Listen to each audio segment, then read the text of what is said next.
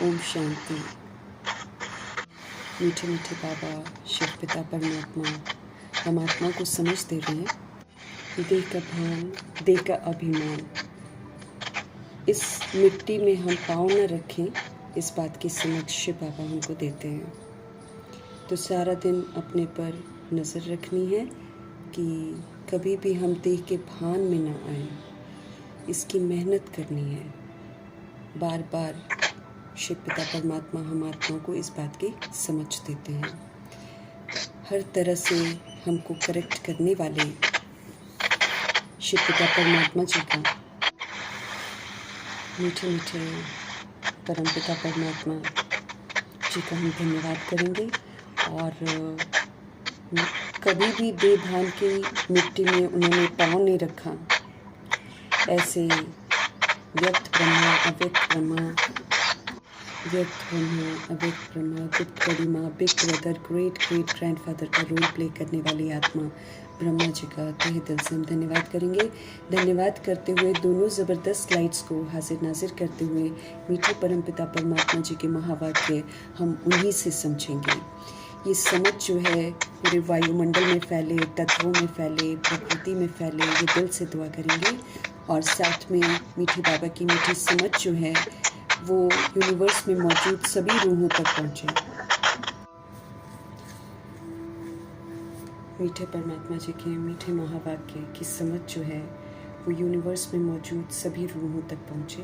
दिल से दुआ करेंगे उन रूहों तक पहुँचे जो वृद्ध शरीरों में हैं, जो हमारे साथ नकारात्मकता से जुड़ी हुई हैं या फिर लौकिक से जुड़ी हुई हैं, आकारी शरीरों में हैं। वो रूहें जो गर्भ में प्रवेश कर गई हैं, हॉस्पिटल में पीड़ित अवस्था में हैं, घरों में पीड़ित अवस्था में हैं, प्राकृतिक आपदाओं की शिकार हैं और दैहिक हिंसाओं की शिकार हैं। उन रूहों तक प्रभु जी की समझ पहुँचे जो माया के प्रकोप के कारण अलबेली बन गई हैं और जो तंत्र मंत्र के प्रकोप में अलबेली हो गई हैं, वाम मार्ग में जो चली गई हैं, उन आत्माओं तक प्रभु जी की समझ पहुँचे। कुमार कुमारियों के शरीरों में जो आत्माएं हैं, छोटे शरीरों में विराजमान आत्माएं हैं, उनके प्रति भी प्रभु जी की समझ पहुँचे। अपनी संस्था बनाकर बैठे हैं, खुद भी गुमराह हैं, दूसरों को भी गुमराह हैं, उन तक प्रभु जी की समझ पहुँचे। मीठे बाबा की मीठी मुरली सभी सत्ताओं तक पहुँचे, सभी वर्गों तक पहुँचे, सभी मठ पंथों तक पहुँचे। दिल से दुआ करेंगे वैश्याओं के प्रति और गणिकाओं के प्रति, यादव कौरव यवनों के प्रति, सभी के प्रति प्रभु जी की समझ पहुँचे। और भूत प्रेत आत्मा बनकर जो भटक रही हैं रूहें, उन तक प्रभु जी की समझ पहुँचे। तंत्र मंत्र रिद्धि सिद्धियाँ जो कर रही हैं, उन तक प्रभु जी की समझ पहुँचे। और जो तरह तरह के जेलों में बंद हैं कैदी, उन तक प्रभु जी की समझ पहुँचे। जो अंग तस्करियाँ कर रहे हैं, जो ह्यूमन फ्लैश एनिमल फ्लैश खा रहे हैं, धंधे कर रहे हैं, उन रूहों तक प्रभु जी की समझ पहुँचे। जो विकारों के वशीभूत आत्माएं हैं, उन तक प्रभु जी की समझ पहुँचे। साहूकारों के प्रति, फिल्म इंडस्ट्री में जो रूहें हैं उनके प्रति, अंडरवर्ल्ड डॉन्स जो बन गए हैं, जो आतंकवादी बन गए हैं, आतंक फैला रहे हैं, सभी रूहों तक प्रभु जी की समझ पहुँचे। उन स्थानों तक प्रभु जी की समझ पहुँचे जहाँ अभी तक पहुँची ही नहीं है, और अगर पहुँचती भी है तो रूहें अभी तैयार नहीं है सुनने के लिए। ऐसी जगहों तक प्रभु जी की समझ पहुँचे। दिल से हम सब दुआ करेंगे। इन्हीं दुआओं के साथ हम सब देखेंगे आज हमारे परम पिता परमात्मा हम आत्माओं को किस विधि से जागृत करते हैं।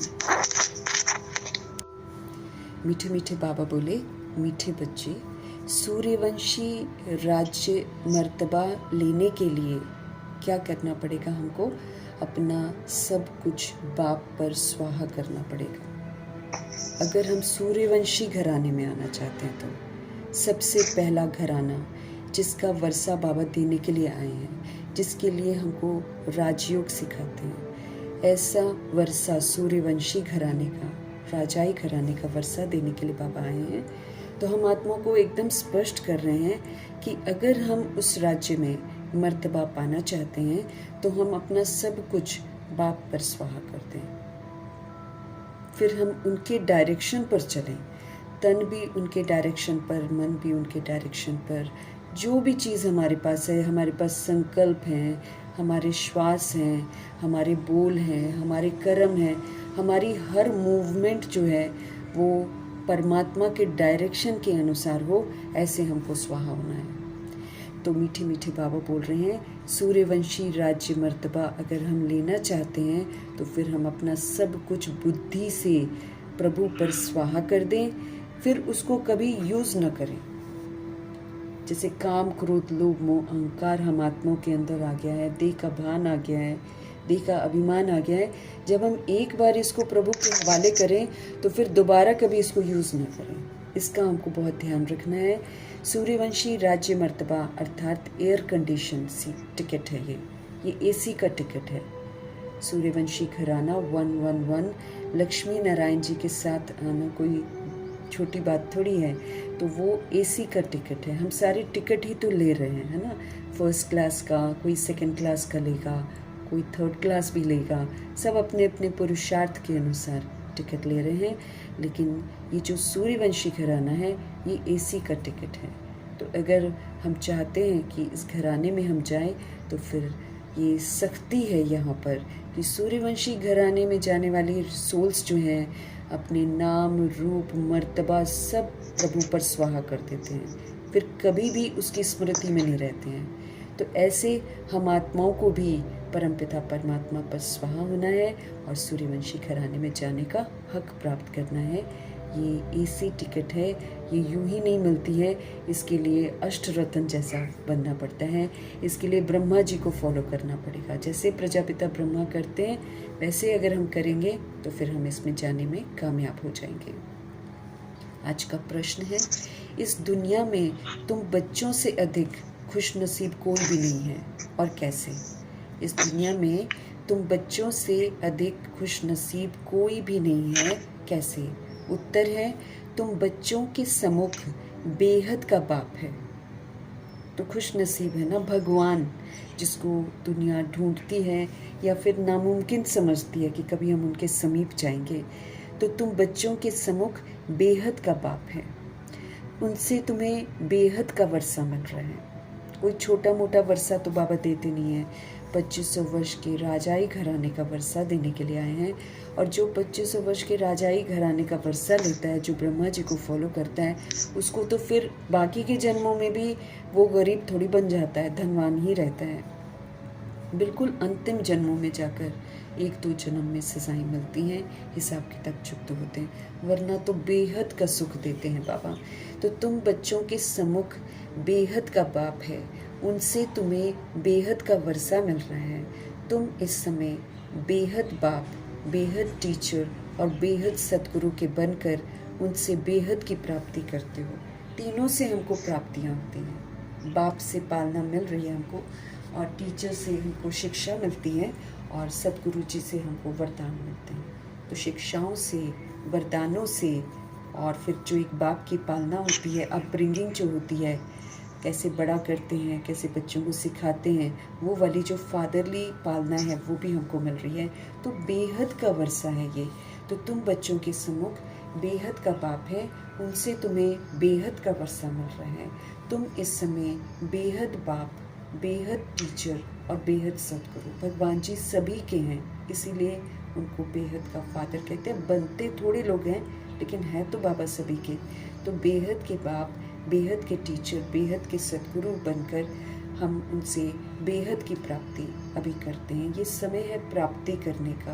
कल्प में एक बार हमको ये टाइम मिलता है जब हम सिर्फ प्राप्तियां बाबा से कर सकते हैं। दुनिया वाले तो उसे जानते भी नहीं हैं, तो तुम्हारे जैसा खुशनसीब हो कैसे सकते हैं? बाकी दुनिया नहीं जानती है, तो हम आत्माएं अब हम अपने आप को खुशनसीब नहीं समझते हैं, या फिर हम अपने आप को उस प्राप्ति के लायक नहीं समझते हैं और प्राप्तियां उतनी नहीं करते, तो फिर बाबा को, हम आत्माओं को फिर से एहसास दिलाना मतलब एहसास दिलाते हैं हम आत्माओं को बार बार कि हम कितने औरों से खुशनसीब हैं। हम अपनी खुशनसीबी को उतना समझते नहीं होंगे ना। सबका पुरुषार्थ भिन्न भिन्न देखकर बाबा फिर एहसास दिलाते हैं कि जो ऑलमाइटी अथॉरिटी है, जो पवित्रता का सागर है, जिसके पास जाने के लिए लोग तरसते हैं, वो सुप्रीम रूह जो है हम आत्माओं के समीप आए हैं। हम आत्माओं को रोज़ पढ़ाते हैं, हम आत्माओं को अमृत वेले से पालना देते हैं। अमृत वेले वही उठाते हैं हमको, वही अपने साथ मिलन मनवाते हैं, वही फिर हमको शिक्षित करते हैं, फिर सारा दिन हमें कैसे पाठ बजाना है उसकी गाइडेंस देते हैं, हमको काबिल बनाते हैं, धनवान बनाते हैं ज्ञान रत्नों से, ताकि हम सभी आत्माएं अपना भाग्य बनाएं। और फिर शाम को कहते हैं कि पोता मेल अपना दो, ताकि फिर हम अपनी चेकिंग करें, आज का दिन, आज का सब कुछ आज समाप्त करें और कल से फिर एक और नई शुरुआत जिसमें और इम्प्रूवमेंट हो। तो भगवान इतना हम आत्माओं की पालना करते हैं जिनके लिए तो कोई सोच भी नहीं सकता है। हम तो सोच भी नहीं सकते थे कि हम भगवान से मिलेंगे। ऐसे सुप्रीम रूल हम आत्माओं की पालना करते हैं। लेकिन जब हम आत्माओं में वो खुशनसीबी की झलक नहीं देखते हैं, फलक नहीं देखते हैं, तो फिर बाबा को ही कहना पड़ता है कि इस दुनिया में तुम बच्चों से अधिक खुशनसीब कोई भी नहीं है। कैसे? तुम बच्चों के सम्मुख खुद बेहद का बाप, सभी रूहों के पिता, अनलिमिटेड खजानों के दाता हम आत्माओं के सामने आते हैं। उनसे हम सभी आत्माएं इस समय बेहद का वर्षा ले रहे हैं। तुम इस समय बेहद बाप, बेहद टीचर और बेहद सद्गुरु के बनकर उनसे बेहद की प्राप्ति करते हो। अनलिमिटेड प्राप्तियां हम अभी करते हैं। दुनिया वाले तो ये जानते ही नहीं हैं, तो तुम्हारे जैसा तो फिर खुश नसीब कोई भी नहीं है ना। इस तरीके से एहसास करते हुए हम अपने पल पल को सफल करें और अपने आप को पूरा स्वाहा करके, जो भी बाबा हमको कहते हैं वो करके, भरपूर प्राप्तियां करके इज्जत से घर वापस जाएं और फिर इज्जत से एसी का टिकट लेकर न्यू दुनिया में आए। ऐसा बाबा की चाहना है। बाप है ना, बाप अपने बच्चों से यही चाहता है। इसीलिए हम आत्माओं को एहसास दिला रहे हैं। तो इसी एहसास से सारा दिन हमको जीना है कि हम कितने खुशनसीब आत्माएं हैं। गीत भी है, बड़ा खुशनसीब है। ओम शांति। ब्राह्मण कुलभूषण बच्चे जानते हैं कि अभी हम ब्राह्मण संप्रदाय के हैं। ये भी मुझे आत्मा को सारा दिन याद रखना है कि मैं सोल जो हूँ, मैं ब्राह्मण कुलभूषण हूँ। मैं ब्राह्मण कुल का नाम रोशन करने वाली आत्मा हूँ। तो ब्राह्मण कुलभूषण बच्चे जानते हैं कि अभी हम सब कौन हैं? अभी हम ब्राह्मण संप्रदाय के हैं, फिर हम दैवी संप्रदाय बनेंगे। इस समय ब्राह्मण की फैमिली में आए हैं, फिर ब्राह्मण से कर्मयोगी फरिश्ता बनकर पाठ बजाना है और फिर फरिश्ता एंड में बनेंगे और फरिश्ते ही फिर दैवी संप्रदाय में जाएंगे। तो स्मृति रखनी है कि मैं ब्राह्मण आत्मा हूँ, मैं ब्राह्मण कुलभूषण हूँ, मैं ब्राह्मण कुल का नाम रोशन करने वाला ऑर्नामेंट हूँ। और बच्चे जानते हैं कि अभी हम ब्राह्मण संप्रदाय के हैं। तो ब्राह्मण संप्रदाय में रूल्स और रेगुलेशंस ब्रह्मचर्य और ब्रह्माचारी वाले हैं। इससे बाहर जब हम निकलते हैं तो फिर हम ब्राह्मण नहीं कहलाते। ब्राह्मण पवित्र हैं। पवित्रता सबसे पहले यही है कि हम सभी आत्माएं अपने को रूह समझते हैं, सुप्रीम रूह का बच्चा समझते हैं और फिर हम पाठ बजाते हैं। तो ब्राह्मण कुलभूषण बच्चे जानते हैं कि अभी हम ब्राह्मण संप्रदाय के हैं और फिर हम बन जाएंगे दैवी संप्रदाय के। बच्चों को बाप बैठ समझाते हैं, जबकि बेहद का बाप हमारे सम्मुख है और उनसे हम बेहद का वर्षा ले रहे हैं। वो दे रहे हैं और हम ले रहे हैं। याद रखेंगे तो वर्षा लेंगे, याद नहीं रखेंगे तो फिर वर्षे से हम विस्मृत हो जाएंगे। बाकी हमको और क्या चाहिए? भक्ति मार्ग कब से चलता है किसी को भी पता नहीं है। भक्ति मार्ग कब से चलता है ये किसी को भी पता नहीं है। भक्ति मार्ग वाले भगत भगवान को अथवा ब्राइड्स जो हैं वो ब्राइड ग्रूम को याद करती हैं। अब बाबा हमको समझाते हैं कि हम आत्मा रूपी ब्राइड्स हैं, है ना, और फिर हमारे परमपिता परमात्मा ये ब्राइड ग्रूम है, मतलब जैसे साजन है वो और हम आत्मा रूपी सजनियाँ हैं। भक्ति मार्ग वाले भगत भगवान को अथवा ब्राइड्स आत्मा ब्राइड ग्रूम साजन परमात्मा को याद करते हैं, परंतु वंडर है कि उनको जानते ही नहीं है। उनको जानते नहीं है कोई। हम भी नहीं जानते थे जब तक भगवान मिलते नहीं है। अभी भी बाबा कहते हैं जब तक हम पूरा उनकी श्रीमत पर चलते नहीं हैं तब तक वो जो है जैसा है उनको अभी भी हमने नहीं जाना है।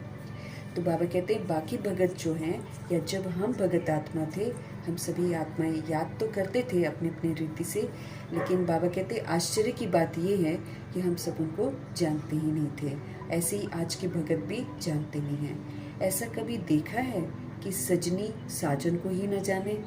कभी कहीं देखा है? बाबा कहते हैं कि सजनी हो और अपनी साजन को ही न जाने, क्योंकि शिव की बारात जाएगी ना, तो शिव किसको लेकर जाएंगे? सजनियों को ही तो लेकर जाएंगे।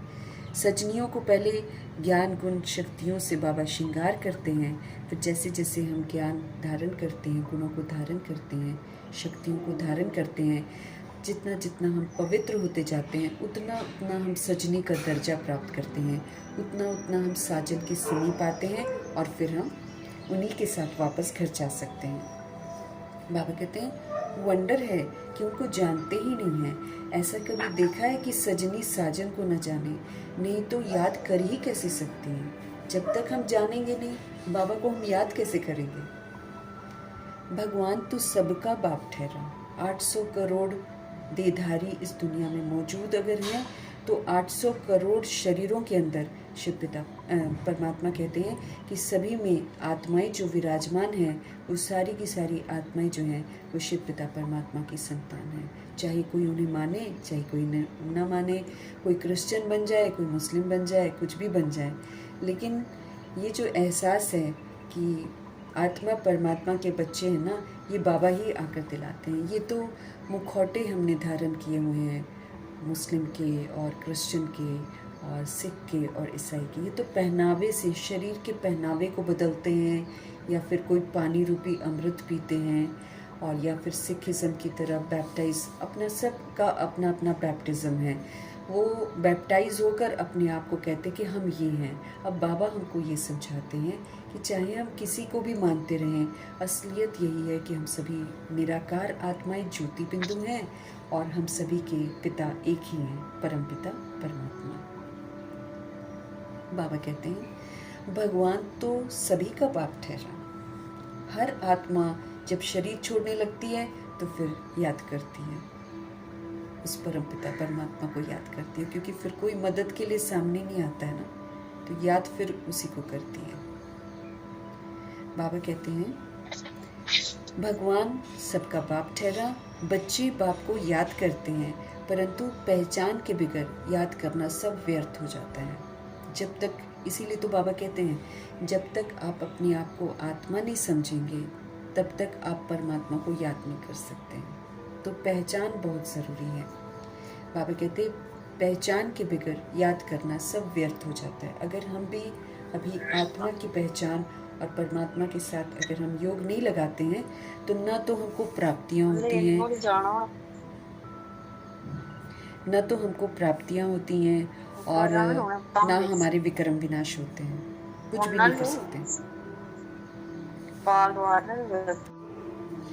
तो भगवान वो तो सबका बाप ठहरा।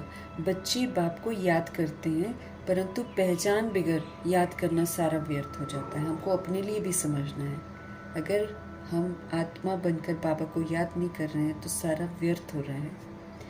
इसलिए याद करने से कोई फ़ायदा नहीं निकलता। दुनिया में लोग भगवान को याद करते हैं, लेकिन भिन्न भिन्न रूपों में याद करते हैं, यथार्थ रीति याद नहीं करते, इसलिए कोई फ़ायदा नहीं होता।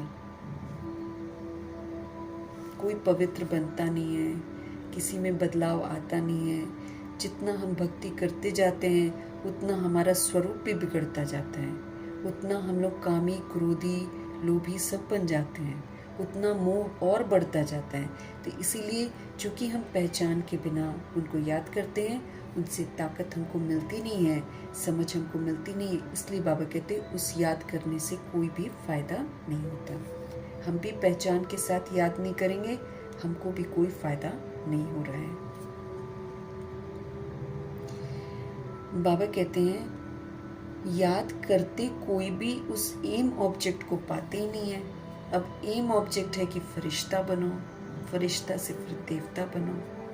अब बाबा कहते हैं कि पहचान नहीं होती है तो फिर याद नहीं कर पाते, याद नहीं करते हैं तो फिर एम ऑब्जेक्ट को वो लोग प्राप्त ही नहीं कर पाते हैं। भगवान कौन है, उनसे हमको क्या मिलेगा, कुछ भी नहीं जानती हैं सोल्स।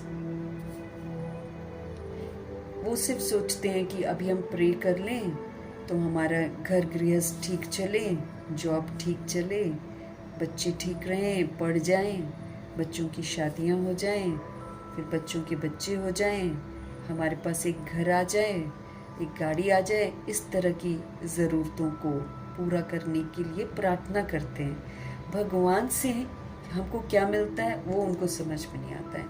हम रूहें हैं, हम रूहें जितना भी पैसा होगा हम संतुष्ट नहीं होंगे। हम घर बंगले बना लेंगे तो भी संतुष्ट नहीं होंगे। देख रहे हैं ना हम दुनिया में जिनके पास बहुत कुछ है तब भी वो तृप्त नहीं हो पा रहे हैं, उनको और लालसा बढ़ रही है। क्यों?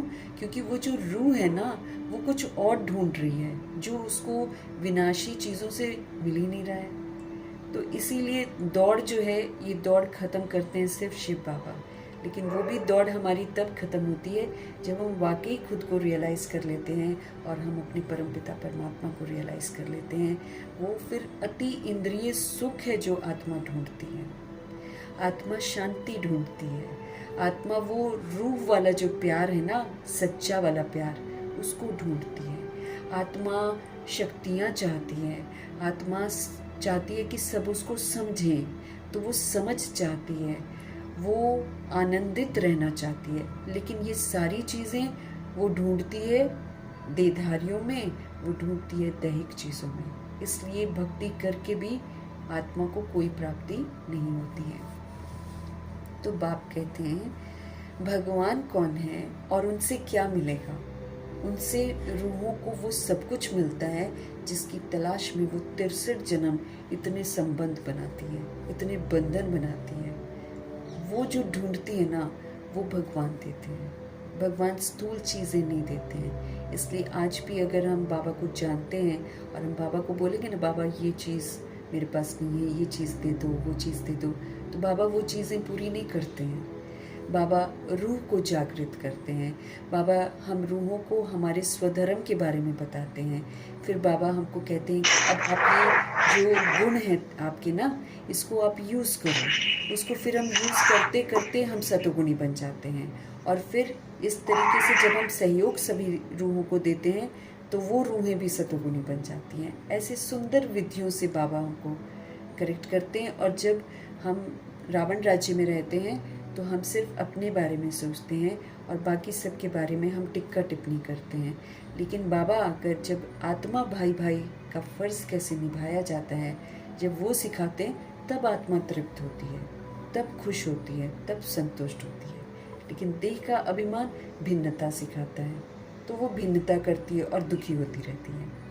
तो भगवान से क्या मिलता है ये दुनिया वालों को मालूम नहीं है।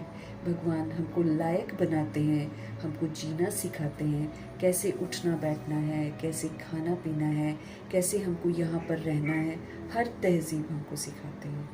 तो बाबा कहते हैं किसी को ये मालूम ही नहीं है कि भगवान कौन है और उनसे क्या मिलेगा, कुछ भी नहीं जानते हैं। इतने सब धर्म, क्राइस्ट, बौद्ध आदि प्रिसेप्टर गुरु बनते हैं, धर्म स्थापन करने वालों को अनेक फॉलोअर्स याद करते हैं, परंतु उनको याद करने से हमको क्या मिलना है? कुछ भी पता नहीं है, कुछ भी नहीं मिलेगा। अब जितने भी हैं, क्राइस्ट हैं, गुरु नानक जी हैं, ये लोग सब भगवान की समझ अपने अपने समझ के अनुसार देते हैं और हमेशा इनका यही कहना है कि गॉड ऐसा है, गॉड ऐसा है। तो उनका कहना ये होता है कि उनको याद करो। लेकिन देह अभिमान में रूहें देहधारी को याद करना ज़्यादा सहज समझती हैं, इसलिए वो कोई क्राइस्ट को याद करता है, कोई मोहम्मद को याद करता है, कोई गुरुओं को याद करता है, इस तरीके से। लेकिन बाबा कहते हैं उनको ये मालूम ही नहीं है कि क्या मिलेगा हमें इनसे, कुछ भी पता नहीं है। इससे तो जिस्मानी पढ़ाई अच्छी है, बाबा कहते हैं। अब सारे लोग का मकसद क्या है? उसको क्रिश्चियन बना ले, उसको मुस्लिम बना ले, ये वाले थॉट से सब लोग जी रहे हैं। लेकिन करना क्या है किसी को मालूम ही नहीं है। तो ये क्रिश्चियन और ये बना लो, ये तो फिर डिफ्रेंसिएशन आ गया ना। क्या बनना है क्या नहीं बनना, ये तो वही भेदभाव सिखा रहे हैं। वो फिर उसको करेगा, वो फिर उसको करेगा। मतलब जब लोग अपने आप को कन्वर्ट करते हैं आजकल, तो वो दूसरी रूह से, दूसरे ग्रुप की रूह से नफ़रत करते हैं। वो उसको एकदम अलग समझते हैं कि ये हमारा वाला नहीं है, ये उधर का है, इधर का है, ऐसे लोग करते हैं ना। तो बाबा कहते क्या मिलता है? बाबा कहते इससे अच्छा तो दुनियावी पढ़ाई को समझ लो, जिस्मानी पढ़ाई जो हम पढ़ते हैं। एटलीस्ट बाबा कहते उससे पढ़कर कुछ किसी का एम ऑब्जेक्ट होता है कि डॉक्टर बनेंगे, इंजीनियर बनेंगे, टीचर बनेंगे, इस तरह का उसके अंदर में ये मकसद तो होता है ना। यहाँ भक्ति करने का तो कोई मकसद ही नहीं है। यहाँ तो बस विनाशी चीज़ें मांगते हैं, वो अगर पूरी हो गई तो फिर जाएंगे, मन्नतें मांगेंगे, प्रसाद चढ़ा देंगे या फिर लंगर खिला देंगे लोगों को, बस ऐसे करते हैं। एम ऑब्जेक्ट क्या है किसी की बुद्धि में नहीं रहता है। तब बाबा जिस्मानी पढ़ाई को भक्ति से बेहतर कह देते हैं। एम ऑब्जेक्ट तो बुद्धि में रहती है ना कि बाप से क्या मिलता है, टीचर से क्या मिलता है और गुरु से क्या मिलता है, ये और कोई भी नहीं समझ सकते हैं दुनिया में। बाबा कहते हैं ये तो बाबा ही आकर हमको समझ देते हैं ना। तो बाबा क्या कह रहे हैं, बाप से क्या मिलता है, टीचर से क्या मिलता है और गुरु से क्या मिलता है, ये और कोई भी समझ नहीं सकते। तुम यहाँ बाप के, फिर टीचर के, फिर सतगुरु के बनते हो। अब इतना कॉम्प्लिकेशन हमारी ज़िंदगी में आ जाता है, हम इतना कुछ बना लेते हैं। एक फादर हैं, फिर पढ़ने के लिए हम टीचर के पास जाते हैं, फिर आजकल छोटे में भी गुरु बना देते हैं, नहीं तो बड़े होकर गुरु बनाते। तो अलग अलग लोगों के पास हम जाते हैं और सबका अलग अलग कॉन्सेप्ट होता है। हर फादर जो है, बॉडी वाला फादर जो है, उसका अपना थॉट है और अपने थॉट को ही वो फीड करते हैं अपने शरीर के बच्चों में। लेकिन ये जो बाप है, ये सभी रूहों का पिता है। ये हमें जो सत्यता की समझ है वो देते हैं। ये जो बाप देखो हमको कितनी अच्छी बातें सिखाते हैं, हमको परोपकारी बनना सिखाते हैं, हमको शुभ भावना, शुभकामनाधारी बनना सिखाते हैं। फिर हमको सिखाते हैं कि कैसे हमको रहम दिल बनना है, कैसे हमको सबको क्षमा करना है, क्योंकि सब विस्मृति का पाठ बजा रहे हैं। हर चीज़ देखो कितना मिलजुल कर सारे उलझे हुए सूट को सुलझा रहे हैं। हम सभी को एक साथ मिलकर जीना सिखा रहे हैं। तो ऐसा बाप होता है ना। शरीर के बाप के रोल में जब हम लोग आते हैं या मदर के रोल में आते हैं तो हम वही सिखाते हैं जो हमने सीखा होता है। किससे? देहधारियों से। हम ऐसे फीड करते हैं, हम अच्छी वाली शिक्षा थोड़ी दे पाते हैं। हम सभी के साथ मिलजुल कर रहना थोड़ी सिखाते हैं। हम जो बाबा सत्यता और दिव्यता की तहजीब सिखाते हैं वो थोड़ी हम सिखाते हैं। हम तो जो सीखा होता है वही अपने अपने नोशंस सिखाते हैं। और फिर अगर मेरी किसी के साथ दुश्मनी होगी तो मैं उसको भी सिखाऊंगी ये लोग अच्छे नहीं हैं, इनके साथ बात मत करना, ऐसा वाला ना। तो अभी हमारे शिव पिता परमात्मा खुद फादर बनकर, खुद टीचर बनकर, खुद सद्गुरु बनकर सिखाते हैं कि कैसे ये रोल प्ले किया जाता है। एक सुंदर सा परिवार रचकर हमको ये सिखाते हैं कि कैसे परिवार में जिया जाता है। हर चीज़ बाबा करके हमको सिखा रहे हैं। तो बाबा कहते हैं बाप से क्या मिलता है, अभी टीचर से क्या मिलता है। शिक्षा तो असली हमको अब मिल रही है, वरना तो हम गुड मैनर्स स्कूल में सीखते हैं, लेकिन गुड मैनर्स होते क्या हैं ये तो बाबा ही आकर हमको बताते हैं। सत्यता और दिव्यता की सभ्यता बाबा से हम सीखते हैं। फिर बहुत सारी चीज़ें हम आत्मा को बड़ा मुश्किल अनुभव हो सकती हैं, इसलिए गुरु बनकर वो हमको वरदान देते हैं। वो वरदान को बस कहते हैं कि जैसे मैं कह रहा हूँ ना, इसको ऐसे ही फलीभूत करो। तो फलीभूत करेंगे तो बाबा कहते वरदान आपका हो जाएगा। और फिर वरदानी मूर्त बनकर फिर बाबा कहते तुम दूसरे आत्मा भाइयों को ये वरदान दो। तो सुंदर तहजीब हमको सिखाते हैं। हिंदू मुस्लिम का कॉन्सेप्ट हमारी बुद्धि से ख़त्म करवाते हैं। वो तो छोड़ दो, मेल फीमेल का कॉन्सेप्ट भी ख़त्म करवाते हैं। आत्मा आत्मा, भाई भाई, इस दृष्टि से देखने की समझ देते हैं। ये और कोई भी नहीं समझ सकते। तुम यहाँ बाप के, फिर टीचर के, फिर सद्गुरु के बनते हो। बनना मतलब फिर जैसे जैसे बाबा कहते हैं वैसे वैसे उनका कहना मानना। सद्गुरु का भी, टीचर का भी और फिर फादर का भी। बाप और टीचर से गुरु ऊंच होता है। अब तुम बच्चों को निश्चय हुआ है कि हम बाप के बने हैं। हमारा तो फादर भी ऊंचा, टीचर भी ऊंचा और सद्गुरु भी ऊंचा। बाकी दुनिया में ऐसा करते हैं कि बाप है, फिर टीचर है, फिर सद्गुरु। मतलब सद्गुरु तो नहीं होता है, लेकिन गुरु ही होता है। हम यहाँ पर बाप, टीचर, सद्गुरु के बनते हैं। दुनिया में फिर देखो तो बाप है, फिर उससे ऊपर टीचर को समझते हैं, फिर उससे ऊपर गुरु को समझते हैं। अब तुम बच्चों को निश्चय हुआ है कि हम शिव बाबा के बने हैं। बाबा हमको 5000 वर्ष पहले वहाँ पे आकर के स्वर्ग का मालिक बनाते हैं अथवा शांति धाम का मालिक बनाते हैं। हर 5000 ईयर्स के बाद शिव बाबा आते हैं और हमको पहले की तरह, कल पहले जैसे उन्होंने हमको बनाया था, कैसे पढ़ाया था, वैसे ही पढ़ा रहे हैं और स्वर्ग का भी मालिक बनाते हैं बाबा, शांति धाम का मालिक भी बनाते हैं। अब जैसे ब्रह्मा जी, सरस्वती जी हैं, ये लोग अशरीरी बनते हैं, विदेही बनते हैं, बाबा का पूरा कहना मानते हैं, तो ये शांति धाम में भी देखो एकदम शिव बाबा के समीप है, तो वहाँ के भी ये मालिक बनते हैं। तो ऐसे ही हम आत्माएं भी जितना जितना शिव बाबा की श्रीमत पर चलकर अशरीरी बनते हैं, बाप समान बनते हैं, उतना हम वहाँ पर समीप स्थान प्राप्त करेंगे, तो बन जाएंगे ना शांति धाम के मालिक। और फिर स्वर्ग के मालिक मतलब सूर्यवंशी घराने में आना, सूर्यवंशी घराने का मालिक बनाते हैं बाबा। बाबा हमको कहते हैं, लाडले बच्चे तुम मुझसे अपना वर्षा लेंगे ना। उनको ये है कि मैं देने आया हूँ, तो बच्चे कम से कम ले तो लें। इसलिए हम आत्माओं से पूछ रहे हैं, लाडले बच्चे तुम मुझसे अपना वर्षा लेंगे ना। सब कहते हैं हाँ बाबा, क्यों नहीं लेंगे। अच्छा, चंद्रवंशी राम मर्तबा पाने में राजी होंगे? पूछ रहे हैं हमसे, क्या आप चंद्रवंशी राम सीता के घराने में आना चाहेंगे? तुमको क्या चाहिए? बाप सौगात लेकर आए हैं। तुम सूर्यवंशी लक्ष्मी को वरेंगे या चंद्रवंशी सीता को वरेंगे?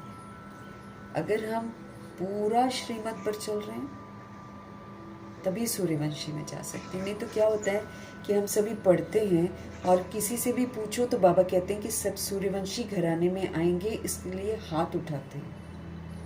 लेकिन बाबा जानते हैं ना कि हम सभी आत्माएं क्या कर रहे हैं और क्या नहीं कर रहे हैं, इसलिए बाबा ध्यान खिंचवा रहे हैं कि तुम सूर्यवंशी लक्ष्मी को वरेंगे, मतलब उनके घराने में जाएंगे, कि चंद्रवंशी सीता को वरेंगे और सीता के घराने में जाएंगे। तुम अपनी शक्ल तो देखो। हम आत्माओं से बात कर रहे हैं बाबा। हम आत्माओं को कौन सी शक्ल और कहाँ देखनी है?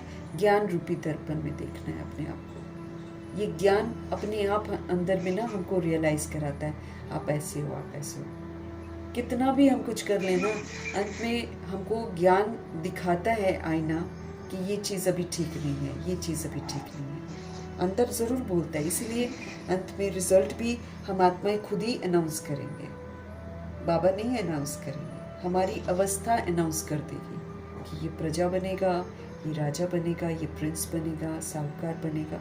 हमारी जो स्थिति और अवस्था होगी ना, उसी प्रमाण, और फिर हम खुद बोलेंगे भी मुख से कि हम ये हैं, हम ये हैं, क्योंकि झूठ नहीं बोल पाएंगे ना।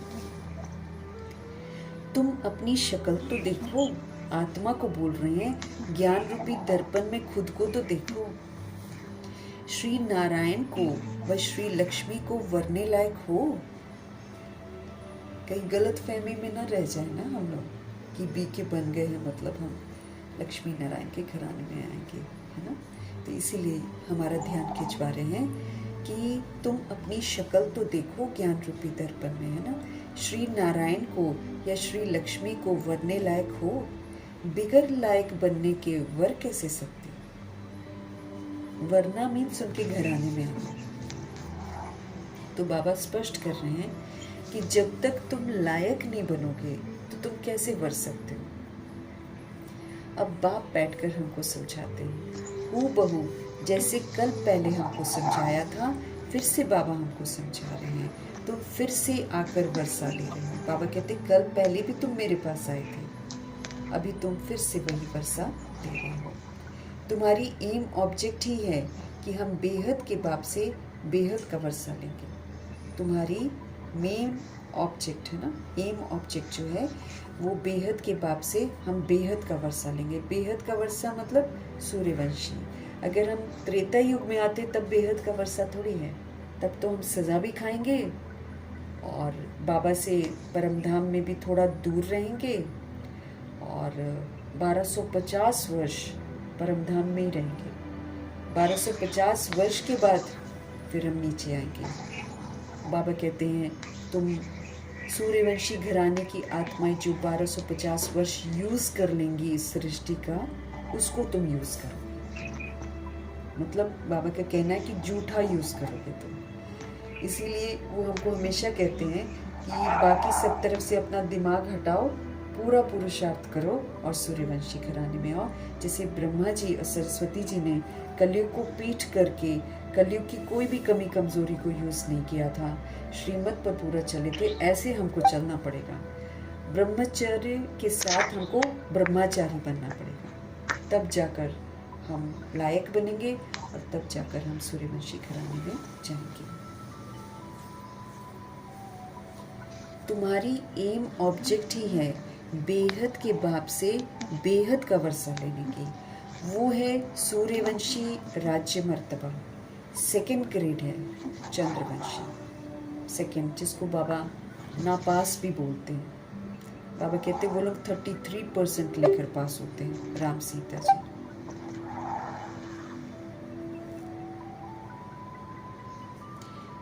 बाबा कह रहे हैं तुम्हारी तो एम ऑब्जेक्ट है ना, बाबा कहते हैं बेहद के बाप से बेहद का वर्षा लेने की, वो है सूर्यवंशी राज्य मर्तबा। ये है बेहद का वर्षा, उसको से ब्रह्मा जी सरस्वती जी ने फुल वर्षा लिया है, फुल 2500 ईयर्स का। तो सूर्यवंशी राज्य मर्तबा वो पहला है, और सेकंड ग्रेड में है चंद्रवंशी। जैसे air condition first class second class होते हैं ना, तो सतयुग की पूरी राजधानी एयर कंडीशन समझो, 1250 वर्ष सतयुग की पूरी राजधानी एयर कंडीशन है। एयर कंडीशन से ऊंच तो कुछ होता ही नहीं है, बाबा कहते हैं वो सबसे ऊंचा है। फिर है फर्स्ट क्लास। तो अब बाप कहते हैं तुम एयर कंडीशन का सूर्यवंशी राज्य लेंगे या चंद्रवंशी फर्स्ट क्लास का? पूरा का पूरा बाबा कहते हैं सूर्यवंशी घराना जो है ना, वो एसी का टिकट है। और फिर ये जो चंद्रवंशी आ जाते हैं ना, ये फिर फर्स्ट क्लास वाली कैटेगरी में राजाई घराना है इनका, राम सीता वाली।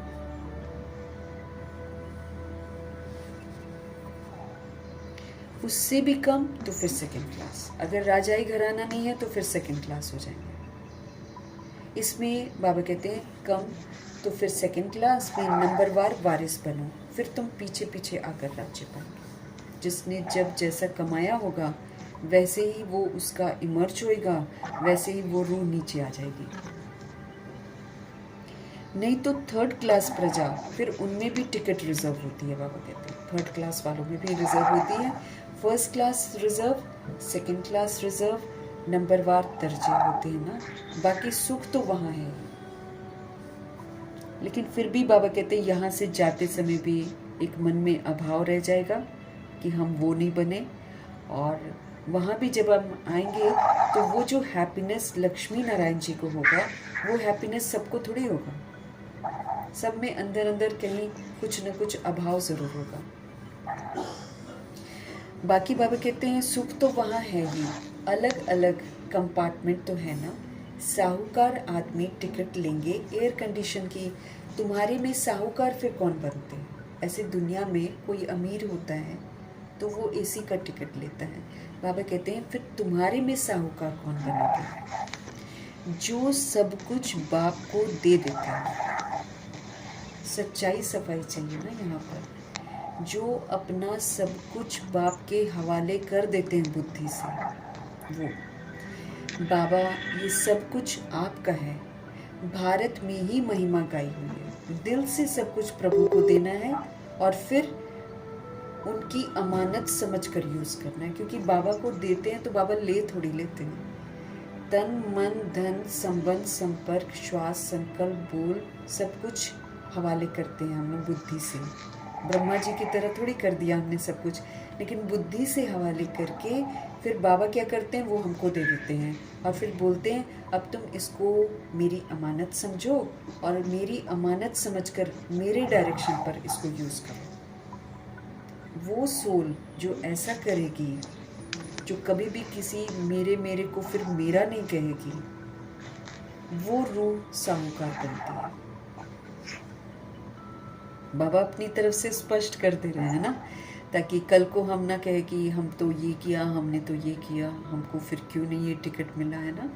तो जाहिर सी बात है, जो बिल्कुल लायक बनेगा, जो ब्रह्मा जी को पूरा फॉलो करेगा, वही जाएगा सूर्यवंशी घराने में। तो तुम्हारे में साहूकार कौन बनते हैं? स्पष्ट कर रहे हैं प्रभु जी, जो सब कुछ बाप को दे देते हैं। बाबा, ये सब कुछ आपका है। भारत में ही महिमा गाई हुई है। सौदागर, रत्नागर, जादूगर, ये महिमा हमारे शिव बाबा की है, श्री कृष्ण की नहीं है। हमारे शिव बाबा ही सच्चे सौदागर हैं। हम आत्मा को कहते हैं कि अपनी बुराइयां तुम मेरे हवाले कर दो। तुम्हारा पतित तन, तुम्हारा पतित मन, तुम्हारा पतित धन, तुम्हारा सब कुछ पतित, सब मुझे दे दो। अब मेरी अमानत समझो इसको। अब इसमें प्यूरिफिकेशन चाहिए, हमारे थॉट में भी, हमारे शब्दों में भी, हमारे कर्म में भी, हमारी दृष्टि में भी, हमारी वृत्ति में भी, हमारी कृति में, सब में पवित्रता चाहिए, सब में अच्छाइयाँ चाहिए। तो सौदागर बाबा हमको कहते हैं, अपनी बुराइयों को तुम मुझे दे दो और मेरे से तुम सारी अच्छाइयाँ ले लो। रत्नागर हैं वो, हम आत्मा को ज्ञान रत्न देते हैं। उन ज्ञान रत्नों से हमको धनवान बनना है। कैसे बनेंगे धनवान? जब हम ज्ञान रत्नों को अपने जीवन में धारण कर लेंगे तो हम उतने रिच हो जाएंगे।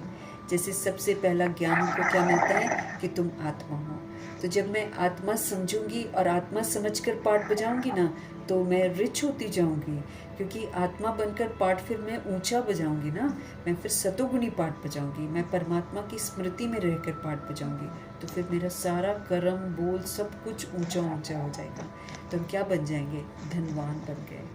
हम चरित्र से बिल्कुल गरीब बन गए हैं ना। हम दूसरों पर निर्भर करते, वो ऐसा करे, वो ऐसा करे, वो ऐसा, भीख सी मांगते हैं हम सबके आगे। अब बाबा कहते तुम मांगो मत, तुम बनो श्रेष्ठ, और श्रेष्ठ बनकर सबको श्रेष्ठता का सहयोग दो। तो जो रूह ऐसे करती है वो फिर साहूकार बनती है।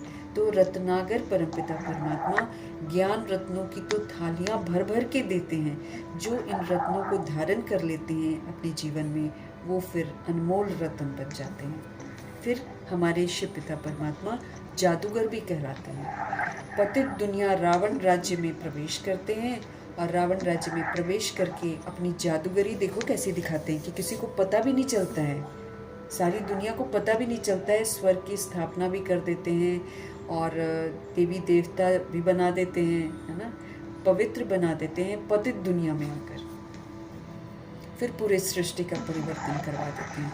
तो ये उनकी जादूगरी है। गुप्त वेश में आते हैं, भपका भी नहीं दिखाते हैं, अपना दबदबा भी नहीं दिखाते हैं, गुप्त रहकर सारा कार्य कर देते हैं। तो हमारे शिव बाबा समझ दे रहे हैं कि ये कृष्ण जो है वो सौदागर रत्नागर जादूगर नहीं है। ये महिमा जो है ये शिव पिता परमात्मा की है। श्री कृष्ण ने तो वर्षा लिया है, बाबा कहते हैं। श्री कृष्ण ने तो वर्षा लिया है, उन्होंने तो सतयुग की प्रारब्ध पाई है, वो भी बाबा का बना है। कृष्ण की आत्मा, ब्रह्मा जी की आत्मा भी बाबा की बनी है। तो वो जादूगर रत्नागर सौदागर नहीं है, क्योंकि बाबा ये कह रहे हैं कि ये महिमा जो है ना ये भारत में है, जादूगरी की और सौदागरी की। लेकिन बाबा स्पष्ट करते हैं कि श्री कृष्ण नहीं है। श्री कृष्ण तो खुद शिव बाबा की बनते हैं और अपनी प्रारब्ध बनाते हैं। वो भी बाबा का बना है। प्रारब्ध कहाँ से तो पाई होगी ना उन्होंने। लक्ष्मी नारायण सतयुग में प्रारब्ध भोगते हैं। अब तुम बच्चे अच्छी रीति जानते हो कि जरूर इन्होंने पास्ट में प्रारब्ध अपनी बनाई होगी। नेहरू की प्रारब्ध कितनी अच्छी थी, जरूर अच्छे कर्म किए थे, है ना, उनके पास था धन वगैरह, इसलिए उनके लिए बोलते ना गोल्डन स्पून इन माउथ, है ना। बिगर ताज भारत का बादशाह था, ताज तो था नहीं, कलयुग में किसी के पास ताज थोड़ी होता है, लेकिन बिगर ताज भी वो भारत का बादशाह था। तो बाबा कहते अच्छे कर्म किए होंगे पिछले जन्म में। भारत की महिमा तो बहुत है।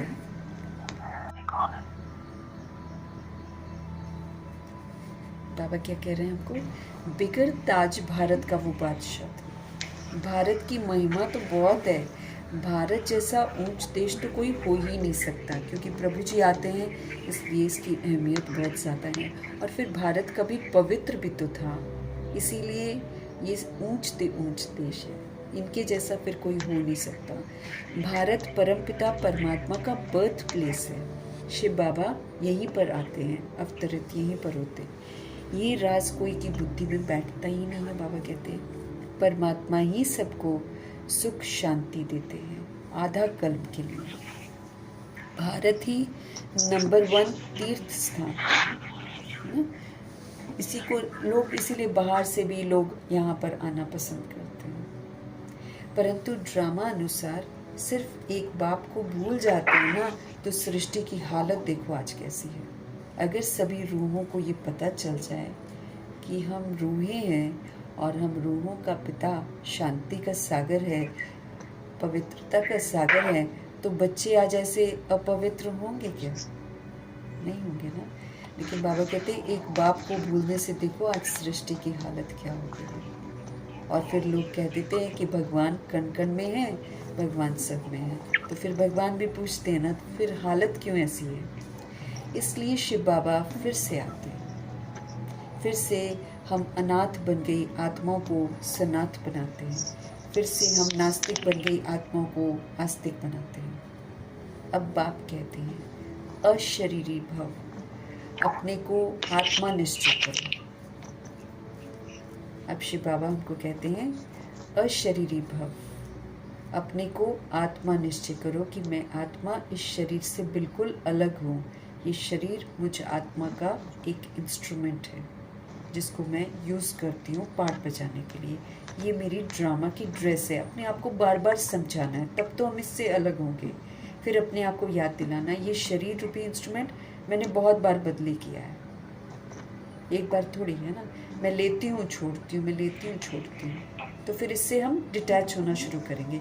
अब मुझे घर वापस जाना है, मेरा घर परम धाम है। ऐसे करके अपने आप को समझाना है। तो बाबा हमको कह रहे हैं कि अब तुम अशरीरी बनो, क्योंकि अशरीरी होकर मुझे घर वापस जाना है। उसके लिए मुझे बार बार अपने को आत्मा निश्चय करना है। मैं आत्मा किसकी संतान हूँ ये कोई जानते ही नहीं है। वंडर है ना। कहते भी हैं ओ गॉड फादर हम पर रहम करो। शिव जयंती भी मनाते हैं, परंतु वो कब आए थे किसी को पता ही नहीं। और ये है 5000 वर्ष की बात। बाप ही आकर नई दुनिया सतयुग स्थापन करते हैं। सतयुग की आयु लाखों वर्ष तो है नहीं, तो घोर अंधियारे में है दुनिया। गीता का उपदेश कितने आकर सुनते हैं रोज, है ना, परंतु न पढ़ाने वाले को न पढ़ने वाले को कुछ समझते हैं। गीता वगैरह कितना पढ़ते हैं लोग, लेकिन बाबा कहते हैं उपदेश भी सुनते हैं लेकिन कुछ समझते थोड़ी हैं। बाप कितना सहज रीति हमको समझाते हैं। उधर तो न पढ़ाने वाले समझते हैं और न पढ़ने वाले कुछ समझते हैं। बस यूं ही रीड करते हैं, सुनाते हैं, कुछ तो आंसू बहा देते हैं और दूसरों को भी वैसा बना देते हैं, लेकिन समझते कुछ भी नहीं है। बाप कितना सहज करके समझाते हैं। बाप कितना सहज करके समझाते हैं। सिर्फ तुम क्या करो, तुम बाप को याद करो। गृहस्थ व्यवहार में रहते कमल फूल समान बनो। फैमिली में रहो लेकिन कमल फूल समान रहो। क्यों? क्योंकि वैरायटी सोल्स हैं, सबका अपना अपना संस्कार है। उनका संस्कार हमको मैला न कर दे। अब कोई ज्ञान में चलेगा, कोई नहीं भी चलेगा।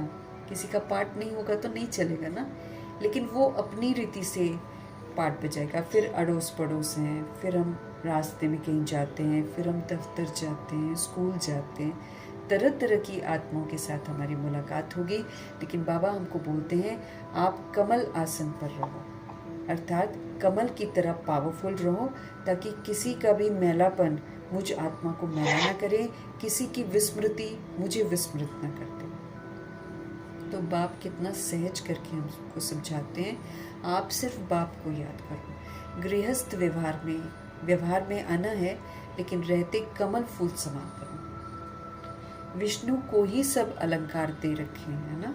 विष्णु के पास, विष्णु को दिखाया है कि स्वदर्शन चक्र है, और उसको वो लोग सुदर्शन चक्र बोलते हैं। फिर शंख भी है, फिर गदा भी है, और फिर कमल भी है।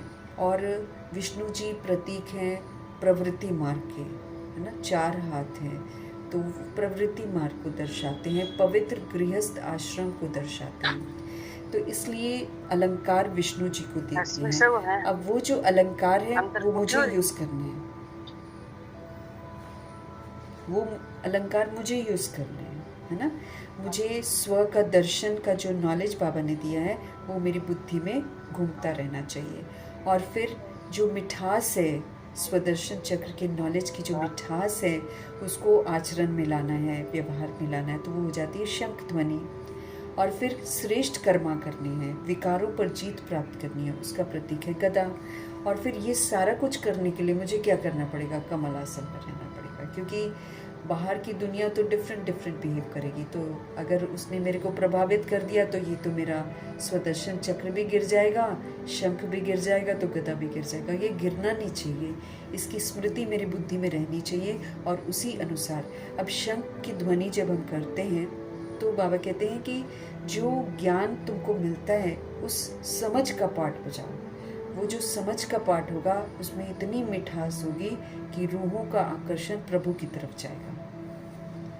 तो शंख भी इसलिए हम विष्णु जी को दिया है। तो ये चारों अलंकार जो हैं वो गृहस्थ वालों के लिए हैं, ताकि हम इन 4 अलंकारों को यूज़ करके विष्णुपुरी में जाने का हक प्राप्त करें। इसके लिए फिर हम ये नहीं कह सकते हैं कि उसने ऐसा किया, उसने ऐसा किया। हमको विष्णु बनकर पाठ बजाना है। तो बाबा कहते अलंकार सारे विष्णु को दिए हैं, शंख भी दिया है, फूल भी दिया है। वास्तव में देवताओं को थोड़ी दिया जाता है, लेकिन क्या करें, हम ब्राह्मण बनते हैं, लेकिन हमारी अवस्थाओं में बहुत फेरबदल होता रहता है, इसलिए शोभते नहीं हैं ये सुंदर सुंदर अलंकार। तो इसलिए जो इन अलंकारों को यूज़ करके ऐसा बनते हैं, विष्णु बनते हैं, उनके हाथ में दे दिया। तो बाबा कहते वास्तव में उनको ज़रूरत नहीं है, देवताओं को इन अलंकारों की ज़रूरत नहीं है। ये कितनी गुह्य गंभीर बातें हैं, लेकिन वो परफेक्ट फिगर है ना, इसलिए उन पर दिखा देते हैं। बाकी यूज़ वो चारों अलंकार हमको करने हैं गृहस्थ व्यवहार में रहते हुए। स्व का दर्शन बाबा ने करवाया है। अनादि दर्शन हम सतगुणी आत्मा है, आदि दर्शन हम सतयुगी देवात्मा है। फिर बाबा ने हमको 5 स्वरूपों का दर्शन भी कराया है कि भाई तुम देवता स्वरूप हो, है ना, तुम पूज्य स्वरूप हो, और फिर तुम ब्राह्मण बनते हो, फिर तुम फरिश्ता बनते हो, और फिर तुम ज्योति बिंदु बनते हो। तो अच्छा दर्शन करा के, अनादि आदि दर्शन करा के शिव बाबा हमको कहते हैं अब फिर से तुम ऐसा बनो। तो उसकी जो स्मृति मेरी बुद्धि में लगातार रहेगी उसको बोलते हैं स्वदर्शन चक्रधारी। जब ये स्वदर्शन चक्र मेरी बुद्धि में रहेगा तो जाहिर सी बात है मेरा व्यवहार जो है इसी पर आधारित होगा। तो जब हमारा व्यवहार इसी अलंकारों पर आधारित होगा तो उसमें कितनी मिठास होगी, उसका प्रतीक है शंख। और फिर कर्मों की गदा जो है वो हमारे हमेशा श्रेष्ठ कर्म हो, उसमें निर्विकारी कर्मणा होना चाहिए ना, मनसा वाचा कर्मणा। तो उसमें निर्विकारी अगर हो गए कर्म तो कितनी सुखदायी होंगे। अब मुझ आत्मा को ये 3 अलंकार यूज करने, कहाँ पर? रावण के राज्य में, जहाँ लोग देह अभिमान में हैं। तो वो देह अभिमान का असर मेरे पर न आए, इसलिए बाबा कहते हैं अपनी स्थिति को ऊंचा रखो, कमल आसन की स्मृति और स्थिति में रहो। आसन पर बैठकर ही तपस्या की जाती है ना, तो ये भी तो तप है। ये जो स्वदर्शन चक्रधारी बनना है और ये जो शंख ध्वनि करनी है, ये जो निर्विकारी कर्मा करना है, ये सहज थोड़ी है, ये एक बहुत बड़ी तपस्या है, क्योंकि सभी के साथ हमको ऐसा बिहेव करना है। तो इस तपस्या के लिए आसन चाहिए ना, सीट चाहिए, और वो आसन है कमल आसन। जैसे कमल पर कीचड़ का प्रभाव नहीं पड़ता है, ऐसे कहीं भी बाहरी प्रभाव मुझे आत्मा पर ना पड़े, मैं आत्मा मैली न हूँ, और ये तीनों अलंकार जो मुझे आत्मा को मिले हैं इसको मैं यूज़ करके विष्णुपुरी के घराने में जाने लायक मुझे बनना है। बाबा कहते हैं ये बड़ी गुह्य गंभीर बातें हैं, ये सारी बातें हमको बहुत अच्छे से समझनी है। समझेंगे तो हम समझ वाला पाठ बजाएंगे ना, नहीं तो फिर बेसमझी हमसे हो जाएगी। वास्तव में देवताओं को थोड़ी दिया जाता है। ये कितनी गुह्य गंभीर बातें हैं कि हमको यूज करनी है। ये ब्राह्मणों के अलंकार है, ये सारे ब्राह्मणों के अलंकार बाबा कहते हैं, हमको यूज करने हैं ये। लेकिन बाबा कहते हैं ब्राह्मणों को कैसे दे दूं? आज ब्राह्मण है, कल शूद्र बन जाते हैं। अब बाबा हमको ब्राह्मण बनाते हैं। अब ब्राह्मण बनते हैं तो काम, क्रोध, लोभ, मोह, अहंकार हमको यूज नहीं करना है, बिल्कुल यूज नहीं करना। लेकिन बाबा देखते हैं कि आज चलो थोड़ी देर के लिए, 1 घंटा के लिए यूज नहीं किया, 1 घंटे बाद कोई परिस्थिति आ जाती है, फिर गुस्सा आ गया, तो फिर क्या बन गए हम? शूद्र बन गए। तो जब कभी हम कमी कमजोरियों को यूज करते हैं हम शूद्र बन जाते हैं। तो बाबा कहते कैसे दे दूं मैं तुम लोग को अलंकार, क्योंकि अभी तुम ब्राह्मण होते हो और कल शूद्र बन जाते हो। ब्रह्मा कुमार ही शूद्र कुमार बन पड़ते हैं। हम रोजमर्रा की अपनी जिंदगी में भी देख सकते हैं। जैसे बाबा हमको उस दिन बोल रहे थे ना, तुम ये चेक करो कि तुम परमात्मा के तख्त पर कितनी देर बैठते हो, कितना देर तुम परमात्मा के तख्त पर रहते हो। कहीं तुम फिर से देह के भान में तो नहीं आ जाते हो, कहीं तुम मिट्टी में तो नहीं चले जाते हो, क्योंकि जो मिट्टी में चला गया वो तो फिर तख्त से उतर गया ना, वो उस तो नीचे उतर गया। वो भगवान का तख्त तो ऊंचा है, ब्रिकुटी का तख्त भी ऊंचा है, तो ऊंचे तख्त पर हमको रहना है। लेकिन बाबा कहते हैं आज ब्रह्मा कुमार होता है, कल जाकर शूद्र कुमार बन जाता है। शादियां भी कर लेते हैं, माया के प्रकोप में आ जाते हैं। माया देरी थोड़ी करती है किसी को शूद्र बनाने में।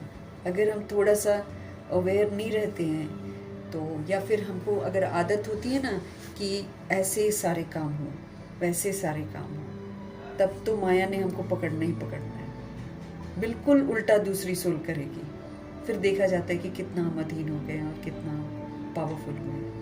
तो बाबा कहते तुमको मैं कैसे दे दूँ अलंकार। आज ब्रह्मा कुमार होते हैं फिर शूद्र कुमार बन जाते। चलो वो तो शादी करते हैं, हम अपनी अवस्था देखें।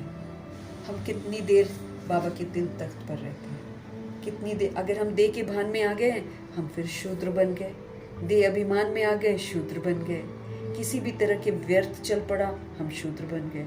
ऐसे देखा जा रहा है ना हमको। उससे फिर क्या होता है, हमारी अवस्थाएं ऊपर नीचे होती हैं।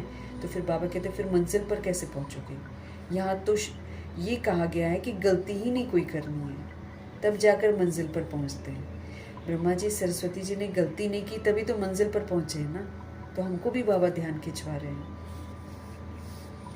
कि क्या करें। आज ब्रह्मा कुमार कल शूद्र कुमार बन पड़ते हैं। माया देरी नहीं करती है।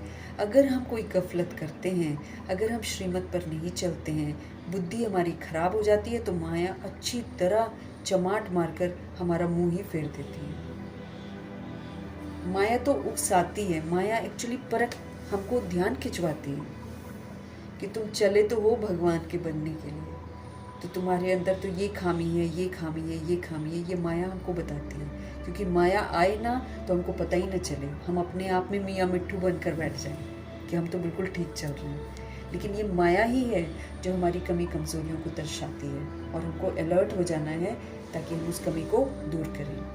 बाबा कहते हैं अगर आपने कोई गफलत की, गैर जिम्मेवारी दिखाई, अगर आप बाप की श्रीमत पर नहीं चले, तो बुद्धि आपकी खराब हो जाती है। बुद्धि खराब हुई, माया फिर अच्छी तरह आपको चमाट मारती है और आपका मुंह ही फेर देती है, एकदम भगवान से दूर कर देती है माया 1 सेकंड में। क्योंकि हम कोई भी कमी कमजोरी यूज़ करेंगे, हम देह के भान में भी अगर आ जाएंगे तो हम भगवान जी से दूर हो जाते हैं।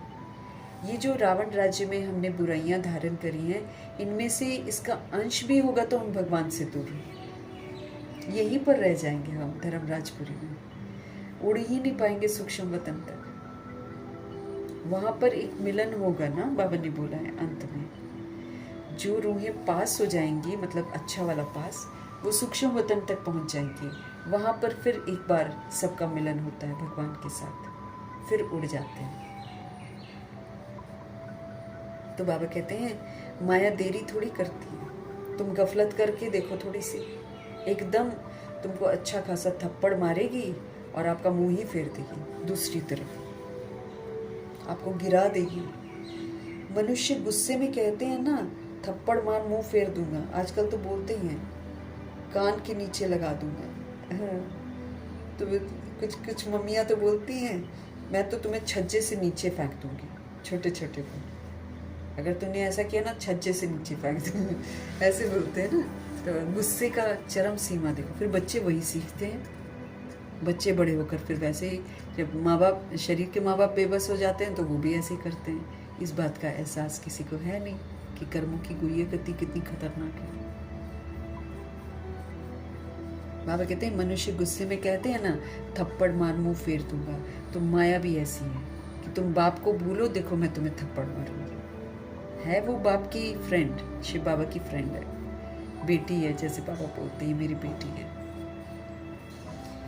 लेकिन वो हमको तंग ही तब करती जब हम बाबा को याद नहीं करते। तो बाप को भूले और माया 1 सेकंड में थप्पड़ मारकर मुंह फेर देती है। 1 सेकंड में जीवन मुक्ति पाते हैं, माया सेकंड में जीवन मुक्ति खत्म करके फिर से हमको बंधन में डाल देती है। क्योंकि अगर हमने किसी को बोल दिया थप्पड़ मारेंगे, बस बंध गए हम उसके साथ, उसके बंधन में बंध गए हम। इसीलिए किसी को ये भी नहीं बोलना है तुम बेवकूफ़ हो, तुम पागल हो। वो रूह पागलों वाली हरकत करेगी, आप भुगतो फिर बैठकर। अगर हम किसी को अपशब्द बोलेंगे ना, बेवकूफ़ बोलेंगे, तो वो बेसमझी करके दिखाएगी सोल, फिर भुगतो, साथ में बंधन में बंध जाओ। आखिर में बाबा कहते तुम्हें ही वो रस्सी खोलनी पड़ेगी, जो तुमने बोल के साथ बंधन बनाया है ना, तुमको ही खोलना पड़ेगा। इसलिए बाबा हमको बोलते हैं कि जो बोल मैं तुम्हें वरदानी बोलता हूँ, वही बोल तुम सभी के लिए बोलो, सब के लिए बोलना है, भले वो ज्ञान में चलते हो चाहे ना चलते हो। नहीं तो बच्चे कहना नहीं मानते, बच्चे कहना नहीं मानते कहते हैं ना लोग, तो फिर बाबा बोलते हैं ना, आप जब तक बोलोगे वो कहना नहीं मानेंगे। जब आप बोलोगे बहुत आज्ञाकारी है, बहुत आज्ञाकारी है, और जब लोगों को भी बोलोगे बहुत आज्ञाकारी है, सारा, भले वो एक भी काम ना करता हो, एक भी कहना ना मानता हो, लेकिन we have to bless the souls, वो उसको ओरिजिनल रूप में देखकर, और वो धीरे धीरे बाबा कहते चेंज हो जाएगा। 1 सेकंड में जीवन मुक्ति मिलती है, बाबा कहते हैं अगर तुम रियलाइज कर लो तो। मुक्त अवस्था, किसी के साथ कोई बंधन नहीं। वो सतगुणी पाठ बजाओ, सतयुगी पाठ बजाओ, कोई भी बंधन नहीं होगा। कितने अच्छे अच्छे बच्चों को माया पकड़ लेती है, देखती है कहाँ गफलत में है, झट थप्पड़ लगा देती है, उल्टा सीधा काम करवाएगी, अभी जैसे कुछ भी दिखवाएगी, जैसे हमको अभी अपनी आँखों पर नज़र रखनी है, अपने कानों पर अटेंशन रखना है कि क्या सुनते हैं, क्या हम बोलते हैं, क्या हम खाते पीते हैं, सब पर हमको नज़र रखनी है। जहाँ कमी कमज़ोरियाँ हमारे अंदर आई ना, वहीं पर माया हमको फेल करा देगी। माया ज़रूर उकसाएगी, क्योंकि आजकल बाबा कहते हैं ना, इस सृष्टि पर बहुत कुछ होगा जो हमारा ध्यान अपनी तरफ खींचेगा, अस्त व्यस्तता, लेकिन वो ना खींचे उसके लिए हमको देखना ही बंद करना है। और अगर हम देखते हैं तो फिर हम उसको ठीक करने वाला काम करें, कि उसको ठीक करें, परिवर्तन करने का सहयोग दें। क्यों क्या कैसे ना करें, क्यों क्या कैसे किया तो उसका सीख हमको ज़रूर लगेगा। तो बाबा कह रहे हैं देखती है कहाँ कोई गफलत में है, अभी ध्यान में नहीं है, बाबा का बिल्कुल इसको अटेंशन नहीं है, झट से थप्पड़ लगा देती है। बाप तो आकर पुरानी दुनिया से मुंह फिराते हैं। बाबा कहते हैं इसको मत देखो, तुम इसको देखते हुए मत देखो, मतलब इसके प्रभाव में मत आओ। इसमें कोई भी सार नहीं रह गया है इस दुनिया में, ये गंदी दुनिया बन गई है, इसको नहीं देखना है। बाबा कहते हैं बाप तो आकर हमको पुरानी दुनिया से मुंह फिराते हैं, क्योंकि जब तक हम मुंह फेरेंगे नहीं, हम नई दुनिया के लिए भाग्य कैसे बनाएंगे। उस 2500 वर्ष की राजधानी का भाग्य पूरे कल्प की जन्म पत्री बनानी है, अगर पुरानी दुनिया में मेरा दिमाग है तो कहाँ से बनाएंगे हम। इसलिए बाबा हमको कहते हैं कि मैं तुम्हें आकर पुरानी दुनिया से तुम्हारा मुंह फिराता हूँ। लौकिक बाप कोई गरीब होता है, पुरानी झोंपड़ी में रहता है, फिर नया बनाते हैं तो बच्चों की बुद्धि में बैठ जाता है बस अब नया मकान तैयार होगा, हम जाकर बैठेंगे, तो वो पुराना तोड़ देंगे।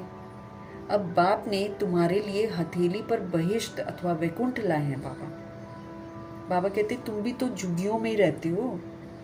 कलयुग को बाबा झुग्गी बोलते हैं। अगर हम सतयुग को देखें और कलयुग को सामने देखें, है ना, तो दोनों की तुलना में अगर देखा जाए तो कलयुग झुग्गी है। एक मुरली में बाबा ने बोला है कि तुम तो झुग्गियों में रहते हो।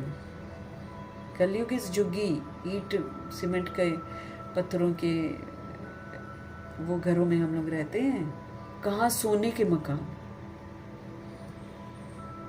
कहाँ आज एल्युमिनियम आ गया है, और कौन कौन से बर्तनों में हम खाना खाते हैं, कैसे कैसे बर्तनों में कहाँ सोने के प्लेटों में आत्माएं खाती हैं। तो उसके अनुसार देखेंगे तो झुग्गी वाकई झुग्गी हो गया ये। तो बाबा कहते हैं जैसे कोई शरीर का बाप होता है ना, गरीब होता है, उसके पास पुरानी झोपड़ी होती है, लेकिन फिर जब नया बनाते हैं तो बच्चों की बुद्धि में बैठ जाता है बस अब नया मकान तैयार होगा, हम जाकर बैठेंगे, ये पुराना तोड़ देंगे। तो अब ये भी तो झुग्गी में हम रह रहे हैं, गरीब हैं, झोपड़ियों में रह रहे हैं, पुरानी झोपड़ियाँ हैं ये कलयुग। तो फिर बाबा कहते हैं अब बाप तुम्हारे लिए क्या लेकर आए हैं, हथेली पर वैकुंठ लेकर आए हैं। अब वैकुंठ के सामने तो ये झोपड़ियाँ ही हैं जहाँ पर हम रहते हैं, और है क्या। कहते हैं लाडले बच्चे, आत्माओं से बाबा बात करते हैं। इन आंखों द्वारा तुम बच्चों को देख रहे हैं। किसको देखते हैं? आत्मा को देखते हैं। बाप समझाते हैं मैं भी ड्रामा के वश में हूँ। ऐसे नहीं ड्रामा के बिगड़ कुछ कर सकता हूँ, नहीं। बच्चे बीमार पड़ते हैं, ऐसे नहीं कि मैं ठीक कर दूंगा, ड्रामा करने नहीं देगा। ड्रामा तो कहता है ये गलतियां करी हैं इन्होंने, ठीक नहीं करने देगा वो। हम खुद अच्छे बनकर उसको ठीक कर रहे हैं, ये कर सकते हैं, उसमें ड्रामा राजी है। लेकिन ऐसे देखो नहीं तो दुनिया में कितना कुछ हो रहा है, कितने हादसे होते हैं। कई लोग बोलते हैं बाबा क्यों नहीं बचाते हैं। बाबा के बच्चों के साथ भी जब होता है एक्सीडेंट, किसी का होता है चाहे कुछ होता है, तो रूहें बोलती हैं बाप दादा को कि आपने क्यों नहीं बचाया। तो बाप दादा कहते हैं उसका हिसाब किताब वहाँ पर है। बाबा बियॉन्ड लिमिट ड्रामा में नहीं जा सकते हैं, इसलिए बाबा बोलते हैं मैं भी ड्रामा के वश हूँ। ऐसे नहीं ड्रामा के बिगड़ कुछ कर सकता हूँ, नहीं। बच्चे बीमार पड़ जाएं, ऐसे नहीं कि मैं ठीक कर दूंगा, ऑपरेशन करने से छुड़ा दूंगा, नहीं। कर्म भोग तो सभी को भोगना ही है, हम सभी को भोगना पड़ेगा। किसी ने पहले भोग लिया, किसी ने बाद में भोगना है। भोगना हम सभी को है, क्योंकि बॉडी से हमने बैठ कर्मा किए हुए। दृष्टि बैड, वृत्ति बैड है ना, भेदभाव वाली, और दृष्टि दैहिक है ना, और कृति भी दैहिक, विकार उसमें। तो हम तो बैड कर्मा तो हमने किए हुए हैं। तो वो जो बैड कर्म होते हैं ना, वो हम बॉडी के थ्रू ही भुगतते हैं। कर्म भोग जरूर आएगा। हम देखो दादियों के पास भी आया है, मम्मा के पास भी आया, तो हम कौन सा वो है प्रिंस प्रिंसेस की बच जाएंगे। हम भी तो, अब उन्होंने देखो इतने अच्छे कर्म किए हुए हैं, देवी देवता थे वो, है ना, लेकिन फिर भी जो कर्म भोग था 63 जन्मों की विस्मृति का, वो उन्होंने शरीर के द्वारा पूरा का पूरा भोगा है। सबसे ज्यादा ब्रह्मा जी और सरस्वती जी ने भोगा, पता नहीं लगने दिया ब्रह्मा जी ने, लेकिन कितनी भोगना भोगी उन्होंने, कितना अंदर वो तकलीफ में होंगे, उन्होंने किसी को मालूम नहीं चलने दिया।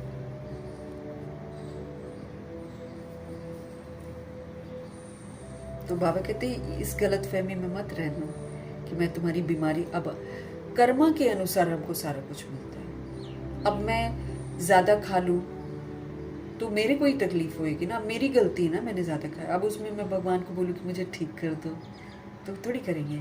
अब मैं खाने को नेग्लेक्ट करूं और मैं समय पर कुछ ना करूं, उससे मेरा शरीर खराब हो, तो मैं जिम्मेवार हूँ ना, बाबा थोड़ी जिम्मेवार है। और मैं बोलूँ बाबा आप ठीक कर दो, I have to correct my self ना, बस ऐसे ही हमको ठीक करना। मैंने गलती करी, मुझे समझना है, स्वीकार करना है और अपने आप को करेक्ट करना है। बाकी मैं सोच लूँ कि बाबा मुझे ठीक करेंगे तो इस गलतफहमी में, क्योंकि बहुत सारी रूहें बाबा के घर में आती हैं तो बस इस तरह की बातें पूछती हैं, हमारे घर में कलेश है, हम क्या करें, हमारे वो उसकी तबीयत ठीक नहीं करती है, कोई उपाय बताइए। अब ऐसे थोड़ी कुछ होता, ऐसे नहीं होता।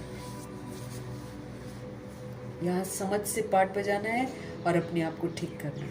बाबा हमको बोल रहे हैं कि मैं नहीं ठीक कर सकता हूँ, ऑपरेशन करने से मैं नहीं छुड़ा पाऊँगा, कर्म भोग तो सबको भोगना ही है। ये है कि जैसे जनक दादी ने एक बार बोला था ना कि हाँ, ग्लोबल में अगर हम डालते हैं ना, जैसे वहाँ पर फ्री में मोस्ट ऑफ द इलाज होता है कि नहीं, तो जो रूहें वहाँ पर ट्रीटमेंट करवाती हैं वहाँ पर पैसा लेते नहीं हैं, तो हम अगर वहाँ पर बाबा के ग्लोबल में डालते हैं ना, दिल से डालते हैं, तो इतना ज़रूर है कि कर्म भोगना के जो खर्चे होते हैं ना वो कम हो जाते हैं।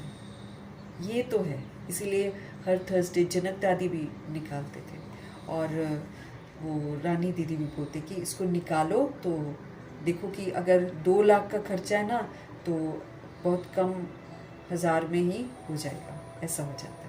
क्यों? क्योंकि जब हम किसी रूह की आत्मा भाई की मदद के लिए पैसा देते हैं ना, तो किसी रूह का इलाज हो रहा होता है तो फिर वो दुआएं मिल जाती हैं।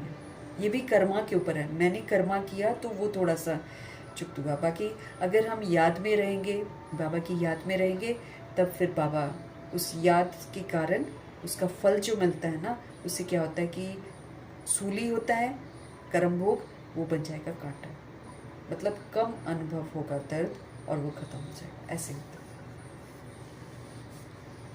है। याद में रहेंगे तो बाबा उसको सहज कर देंगे। तभी तो दादियाँ आराम से जाती थी हॉस्पिटल में, मुस्कुराते हुए, लेटे हुए भी, आईसीयू में रहते हुए भी मुरली पढ़ते रहते हैं, सेवा करते रहते हैं। कैसे होता है? वो याद में है, वो मुरली पढ़ रहे हैं, फिर हम करते हैं याद, फिर बाबा की याद की ताकत जो है वो हमारे जो कष्ट है ना उसको कम कर देती है, फिर अनुभव नहीं होने देती। कर्म भोग तो सबको भोगना है, हम में से कोई नहीं बचेगा। तुम्हारे ऊपर तो बोझा बहुत है क्योंकि तुम सबसे पुराने हो। सतयुग में आने वाली सोल्स पुरानी है, पूर्वज है, इसीलिए हमारे ऊपर सारा बोझा है। क्यों? क्योंकि हम बिगड़ते हैं तो जग बिगड़ता है। इस बात को भी तो स्वीकार करना है ना। तुम्हारे ऊपर तो बोझा बहुत है क्योंकि तुम सबसे पुराने हो, सतो प्रधान से एकदम तमो प्रधान बने हो। अब तुम बच्चों को बाप मिला है तो बाप से तुमको वर्षा लेना चाहिए ना। सुख लो, शांति लो, प्रेम लो, पवित्रता लो, आनंद लो और फिर सबको दो। इस विधि से हम मुक्त होंगे सारी चीज़ों से। लेकर अपने पास नहीं रखना है, देना है तुरंत। इधर से लिया दिया, इधर से लिया। जैसे ब्रह्मा जी ने अपने संकल्प भी न्योछावर कर दिए सेवाओं में, अपने लिए नहीं कुछ रखा। तो हमको एकदम सतो प्रधान अब बनना है। अब तुम बच्चों को बाप मिला है तो बाप से वर्षा तुमको लेना चाहिए ना। तुम जानते हो कल्प कल्प ड्रामा अनुसार हम बाबा से वर्षा लेते हैं। जो सूर्यवंशी चंद्रवंशी घराने के होंगे वो अवश्य आएंगे बाबा के पास, सब नहीं आएंगे। जो देवता थे ना फिर शूद्र बन गए, फिर वही ब्राह्मण बनकर दैवी संप्रदाय बनेंगे। जैसे कल पहले किया होगा वैसे करेंगे। ये बातें बाप के बिना हमको कोई समझा ना सके, कोई भी हमको समझा नहीं सकता है। बाप को तुम बच्चे कितने मीठे लगते हो, कहते हैं तुम वही कल पहले वाले मेरे बच्चे हो। बाबा हमारी बुराई को नहीं देख रहे हैं, बाबा जानते हैं कि हम विस्मृत होकर ऐसा कर रहे हैं, लेकिन बाबा को वो मीठे मीठे बच्चे दिखाई देते हैं जो उनके कल पहले भी बने थे। बाप को तुम बच्चे कितने मीठे लगते हो, कहते हैं तुम वही कल पहले वाले मेरे बच्चे हो। यहाँ बच्चा भी तो मुझे बनना है ना। बच्चा कैसे बनेंगे? आज्ञाकारी, फरमान बरदार, वफादार, ईमानदार। बाबा का बनकर इस सत्युग की दुनिया को बनाने में जब हम मदद करते हैं तब हम बाबा के बच्चे कहलाते हैं। तो बाबा उन बच्चों को देखकर कह रहे हैं तुम कितने मुझे मीठे लगते हो, कहते हैं तुम वही कल पहले वाले मेरे बच्चे हो। मैं कल्प कल्प तुमको आकर पढ़ाता हूँ, कितनी वंडरफुल बातें हैं। निराकार भगवानुवाच, शरीर से वाच करेंगे ना। शरीर अलग हो जाता है तो आत्मा वाच नहीं कर सकती है, आत्मा डिटैच हो जाती है। अब बाप कहते हैं अशरीरी भव। अब हमारे बाबा क्या कहते हैं? अशरीरी भव। ऐसे नहीं कि प्राणायाम आदि चढ़ाना है, नहीं, समझना है मैं आत्मा अविनाशी हूँ। चलते फिरते उठते बैठते मुझे ये समझना है कि मैं अविनाशी आत्मा हूँ, मैं अशरीरी हूँ, मैं परम धाम से नीचे आई हूँ। मैंने बहुत पाठ बजाया हुआ है, मैंने अपने पाठ को बिगाड़ दिया, अब मुझे किसी तरह अच्छा बनाना है, मुझे सूर्यवंशी घराने में जाना है। ऐसे करते करते अपने आप को बातें कर करके बाबा कहते पक्का कराओ कि तुम कौन हो, ये कभी नहीं भूलना है। तो बाबा कहते ऐसा नहीं है कि यहाँ पर कुछ प्राणायाम चढ़ाना है, नहीं, हमको तो ये समझना है कि मैं आत्मा कभी मरती नहीं हूँ। मेरी आत्मा में 84 जन्मों का पाठ भरा हुआ है। बाप खुद कहते हैं मेरी आत्मा भी जो एक्ट करती है ना, वो सब पाठ भरा हुआ है। शिव बाबा भी बोलते हैं कि मैं जो यहाँ पर आता हूँ ना, तो ये मेरे अंदर में पाठ भरा हुआ है। भक्ति मार्ग में वहाँ पाठ चलता है, फिर ज्ञान मार्ग में यहाँ आकर मैं ज्ञान देता हूँ। भक्ति मार्ग में भी हम जड़ मूर्तियों की पूजा करते हैं, लेकिन हमारी भावनाओं को देखकर बाबा हमको फल देते हैं। भक्ति में उनका वो पाठ है, और अभी जो है वो हम आत्मा को ज्ञान देते हैं। कोई ने शराब पिया नहीं तो टेस्ट का कैसे पता हो, है ना? अगर शराब ही पी ना हो तो उसको क्या पता चलेगा कि शराब कैसी होती है।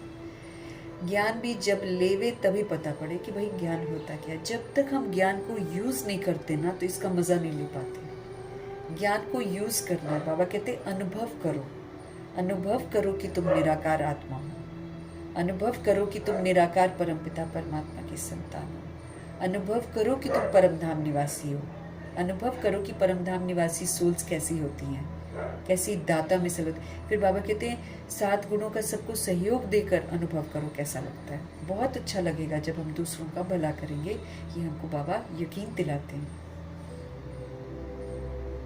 तो ज्ञान भी जब लेवे ना, तब जब हमको पता पड़े, तो फिर बाबा कहते हैं ज्ञान से सदगति होती है। अब ज्ञान से मेरे को समझ मिलती है, समझ से मैं पाठ बजाती हूँ, पाठ बजाते बजाते जो मेरी दुर्गति हो गई है, जो मैंने उल्टा उल्टा करके दुर्गति करी है अपनी, वो सारा सुलटा कर करके सदगति हो जाएगी। बैड पाठ बजाया, अब अच्छा पाठ बजा लिया, बस अच्छा पाठ बजा लिया तो हम स्वर्ग में जाने लायक बन जाएंगे, बेदाग बन जाएंगे, सरगुणों से संपन्न भी बन जाएंगे, संपूर्ण निर्विकारी भी बन जाएंगे, मर्यादाओं की लकीर के अंदर रहेंगे, किसी भी तरह की हिंसा नहीं करेंगे। तो मेरी क्या हो जाएगी? सदगति हो जाएगी, अर्थात जन्नत में जाने का मेरे को परमिशन मिल जाएगा।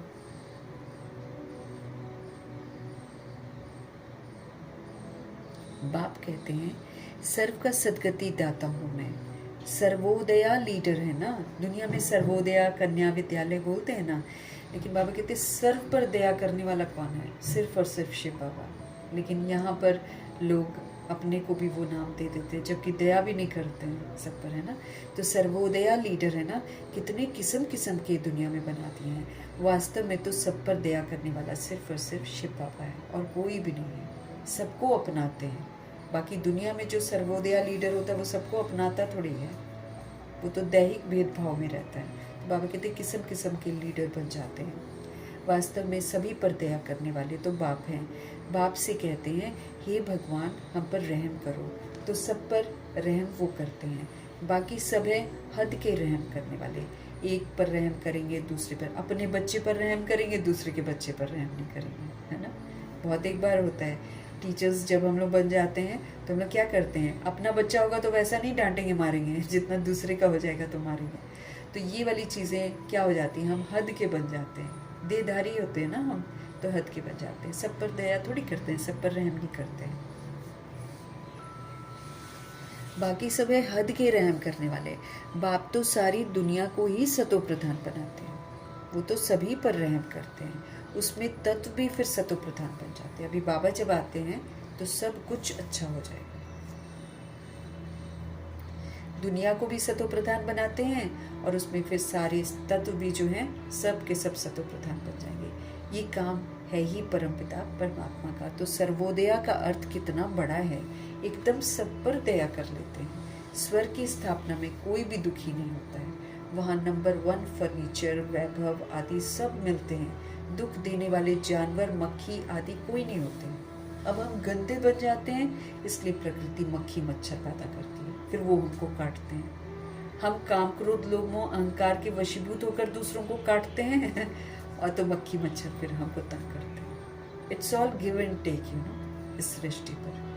जब सतयुग में सोल्स होती हैं, प्योर होती हैं, तो वहाँ वहाँ पर मच्छर भी नहीं है और मक्खियाँ भी नहीं है। गंदगी वाला सांप और ये कन खजूरे, है ना, गंदे गंदे की वहाँ नहीं है कुछ भी। वहाँ तो प्यारी प्यारी सी गाय होगी, प्यारे प्यारे से शेर होंगे और प्यारे प्यारे से पक्षी होंगे जो मीठी मीठी आवाज़ से देवताओं को उठाएंगे। तो सारा कुछ हम पर डिपेंड करता है। अभी भी हम पुरुषार्थ अच्छा कर लेंगे तो हमारा अंतिम समय सुहेला होगा, मतलब हम कहीं प्रॉपर जगह पर होंगे जब हमारा अंत होगा, बॉडी से निकलेंगे। लेकिन अगर हम अच्छे नहीं बने होंगे, अगर हमने मन से गंदगी हटाई नहीं होगी, तो फिर मेरे इर्द गिर्द वैसे ही लोग होंगे जिससे हम किलस जाएंगे। ये भी बड़ा ध्यान रखना है। हमारा अंत सुहेला हो जाए तो उसके लिए फिर मुझे पुरुषार्थ अभी करना है। जितना मैं क्लीन बन जाऊंगी उतना मुझे क्लीन जगह मिलेगी, और जितना मेरे में डर्टीनेस रहेगा उतना फिर वैसी रूहें ही मेरे साथ संपर्क में आएंगी, किलस जाएंगे हम लोग फिर उसमें। तो सब कुछ कमाना है मुझे, अंत समय भी मेरा अच्छा हो वो भी कमाना है मुझे। बहुत मेहनत है, हर चीज़ की मेहनत है। बड़ा क्लीन चाहिए ना बाबा के, क्योंकि बाबा हमारे बहुत साफ सुथरा है, पवित्र है। हमारे अंदर बहुत सारी गंदगी आ गई है, बड़ी सूक्ष्म भी आ गई है। देखा भान, ये डिफ्रेंसिएशन, तेरा मेरा, ये बहुत है हमारे अंदर और बहुत महीनता से घुसा हुआ है। इससे हमको बाहर तो निकलना ही है। बाबा कहते हैं उसमें तत्व भी सतो प्रधान बन जाते हैं। ये काम है ही परमात्मा का, तो सर्वोदया का अर्थ कितना बड़ा है। एकदम सब पर बाबा दया करते हैं। स्वर्ग की स्थापना में कोई भी दुखी नहीं होता है। वहाँ नंबर 1 फर्नीचर होता है, वैभव आदि सब मिलते हैं वहाँ पर। दुख देने वाले जानवर, मक्खी आदि कोई भी नहीं होता वहाँ पर।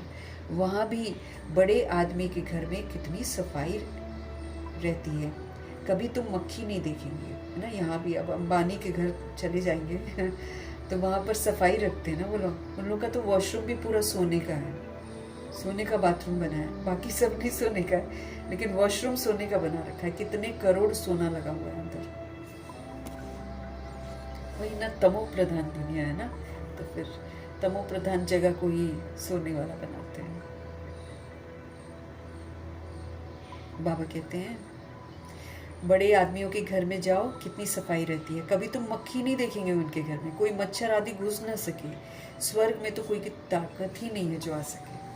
चलो यहाँ तो लोग इंतज़ाम करते होंगे, पैसे वाले तो बहुत सारे लोग रखे होते हैं वो लोग, लेकिन बाबा कहते हैं कि यहाँ तो सतयुग में तो ताकत ही नहीं है इस तरह की चीज़ों की घुसने की, मक्खी मच्छर जो भी। स्वर्ग में कोई की ताकत नहीं जो आ सके। गंध करने वाली कोई चीज़ होती ही नहीं है वहाँ पर। यहाँ तो पक्षी कितना गंध फैला देते हैं, जिसमें कबूतर सबसे ज़्यादा गंध फैलाता है। आपने घर भी वाइट वॉश कराया होगा तो वो आपकी दीवारों पर बैठकर छत पर पूरा गंदा करके जाते हैं, और सब उसमें से बीमारी भी होती है। अब तो गंदगी गंदगी, मिट्टी, धूल मिट्टी सब कुछ है। जितना भी अच्छा घर बना लो फिर गंदा होता ही होता है। बंद दरवाज़ों में भी गंद अंदर आता ही आता है। तो बाबा कहते हैं हमको वहाँ पर गंद करने वाली कोई चीज़ नहीं होती है। नेचुरल फूलों आदि की खुशबू वहाँ पर रहती है। फूल ही इतने सुंदर सुंदर होंगे और उसमें से कितनी प्यारी प्यारी खुशबू आएगी। देवता है ही तो सुंदर, इसलिए वहाँ कोई गंदगी नहीं होती है। तभी उनके जो बॉडीज़ का यादगार है ना, वो पूजा जाता है। क्यों पूजा जाता है? क्योंकि वो लोग पवित्र रहते हैं। वो खाना ही उतना लेते हैं, फल ही उतना लेते हैं जितना एक बॉडी को चाहिए। बस एक फल ले लेंगे, उससे तृप्त हो जाते हैं। उनके पास वैरायटी होता है सब कुछ, लेकिन उसमें से थोड़ा ही लेते हैं। वो वाला संस्कार मेरे को अभी धारण करना। सूर्यवंशी घराने में ऐसे ही नहीं जा सकते हैं। जब हमारे सारा वो संस्कार वगैरह वैसा ही यहाँ पर बनना शुरू होगा जैसे ब्रह्मा जी में था, तब जाकर वहाँ पर एंट्री होगी, क्योंकि सुंदर सुंदर आत्माएं वहाँ पर होंगी ना। यहाँ पर खुशबूदार फूल बनना पड़ेगा प्रैक्टिकल में, आचरण से। वहाँ नेचुरल फूलों आदि की खुशबू रहती है। तुमको सूक्ष्म वतन में बाबा शुभी रस पिलाते हैं। जो रूहें जाती हैं ना बुद्धि से, तो बाबा उनको शुभी रस पिलाते हैं। जैसे सूक्ष्म वतन में ऐसे तो कुछ नहीं है, लेकिन अनुभव ऐसा होता है कि जैसे मैंने बहुत कुछ अच्छा सा स्वाद मुँह में आ गया है, प्योर सा है ना, वैसा वाला फीलिंग सोल्स में आ जाता है। बाबा कहते हैं सूक्ष्म वतन में तो कुछ भी नहीं है, ये सब साक्षात्कार है। वैकुंठ में कितने अच्छे अच्छे फूल बगीचे आदि होते हैं, सूक्ष्म वतन में थोड़ी बगीचा रखा है। ये सब साक्षात्कार बाबा कराते हैं। यहाँ बैठे हुए तुम साक्षात्कार करते हो। गीत भी बड़ा फर्स्ट क्लास है। तुम जानते हो हमको बाप मिला है, और क्या चाहिए हमको? बेहद के बाप से बेहद का वर्षा लेते हो, तो बाप को याद करना चाहिए ना। फिर हमको अगर हम बेहद बाप से बेहद का वर्षा लेना चाहते हैं, तो वो हमारी यादों में होनी चाहिए हमेशा। बाप की मत मशहूर है, श्रीमत से हम श्रेष्ठ से श्रेष्ठ बनेंगे। बाबा की जो श्रीमत है ये हमको श्रेष्ठ से श्रेष्ठ बनाएगी, बाकी सारी है आसुरी मत। इसलिए वो जानते नहीं है कि सतयुग में सदैव सुख था। दुनिया में सारी आसुरी मत वाली, उनको नहीं मालूम है कि सतयुग था या सतयुग में सुख था, उनको नहीं मालूम है। लक्ष्मी नारायण का राज्य था। छोटेपन में वही राधे कृष्ण है, उनके चरित्र आदि कुछ है नहीं। बाबा कहते कायदे से देखा जाए तो वो थोड़ी पुरुषार्थ करते हैं जो कि उनके चरित्र। बाबा कहते हैं उनके चरित्र आदि कुछ नहीं है। स्वर्ग में तो सब बच्चे बड़े फर्स्ट क्लास होते हैं। चंचलता तो वहाँ पर होती ही नहीं है, चंचल नहीं होते वो बच्चे। जैसे यहाँ के उछाल कूद, ये वो पकड़ा, मोबाइल पकड़ा, ये देखा वो देखा, वहाँ के लोग ऐसे नहीं होते हैं। वहाँ तो बड़े प्यारे प्यारे बच्चे होते हैं, शांत रहते हैं, चिल्लाते नहीं हैं। स्वर्ग में तो सब बच्चे बड़े फर्स्ट क्लास होते हैं, चंचलता की कोई बात ही नहीं होती है। अच्छा, मीठे मीठे सीखे लेते बच्चों प्रति माता पिता बाप दादा का याद प्यार और गुड मॉर्निंग। रूहानी बाप की रूहानी बच्चों को नमस्ते। हम रूहानी बच्चों की भी रूहानी बाप को दिल से, जान से, सिख से, प्रेम से, अदब से, रिस्पेक्ट से, रिगार्ड से, प्यार भरी, स्नेह भरी, मोहब्बत भरी नमस्ते और तहे दिल से मीठे परमात्मा जी का धन्यवाद।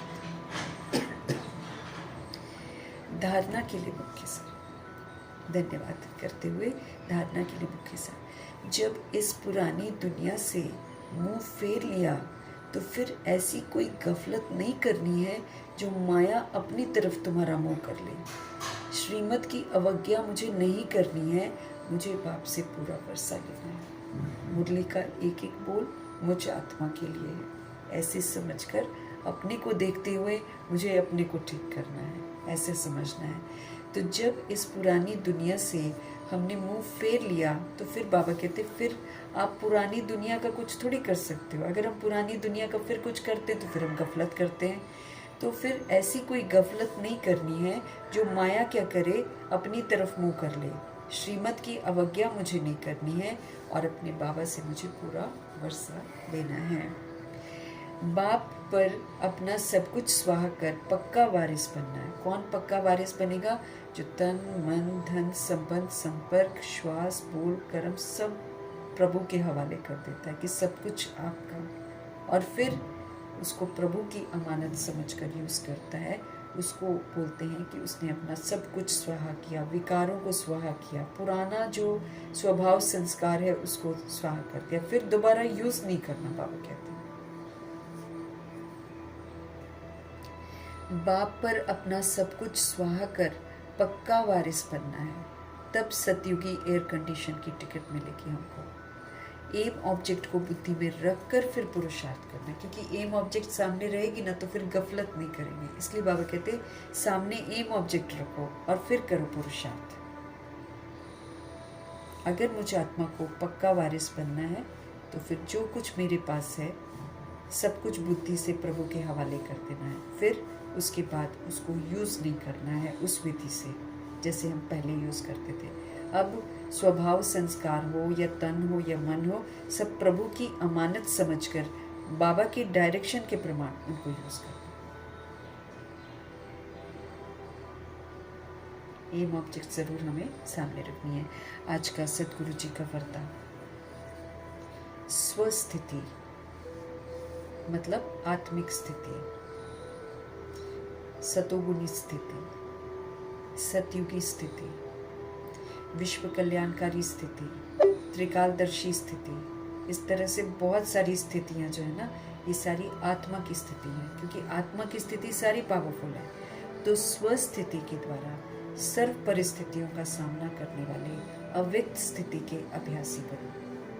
स्वस्थिति में, आत्मिक स्थिति में रहो और आत्मिक स्थिति में रहकर सारी परिस्थितियों का सामना करने वाले अव्यक्त स्थिति के अभ्यासी बनो। क्योंकि स्वस्थिति अव्यक्त स्थिति भी हो जाती है और फरिश्ता स्थिति मतलब ऊपर की स्थिति हो जाती है, विदेही स्थिति हो जाती है। तो ऊपर हो जाते हैं ना, परिस्थितियाँ कहाँ पर आ रही हैं? नीचे देह की दुनिया में आ रही हैं और देहधारियों की तरफ से आ रही हैं। तो ये परिस्थितियाँ हैं नीचे, लेकिन अब जब मैं आत्मिक स्थिति और फरिश्ता स्थिति में रहती हूँ, निराकारी सो आकारी, तो मेरी स्थिति हो जाती है ऊपर।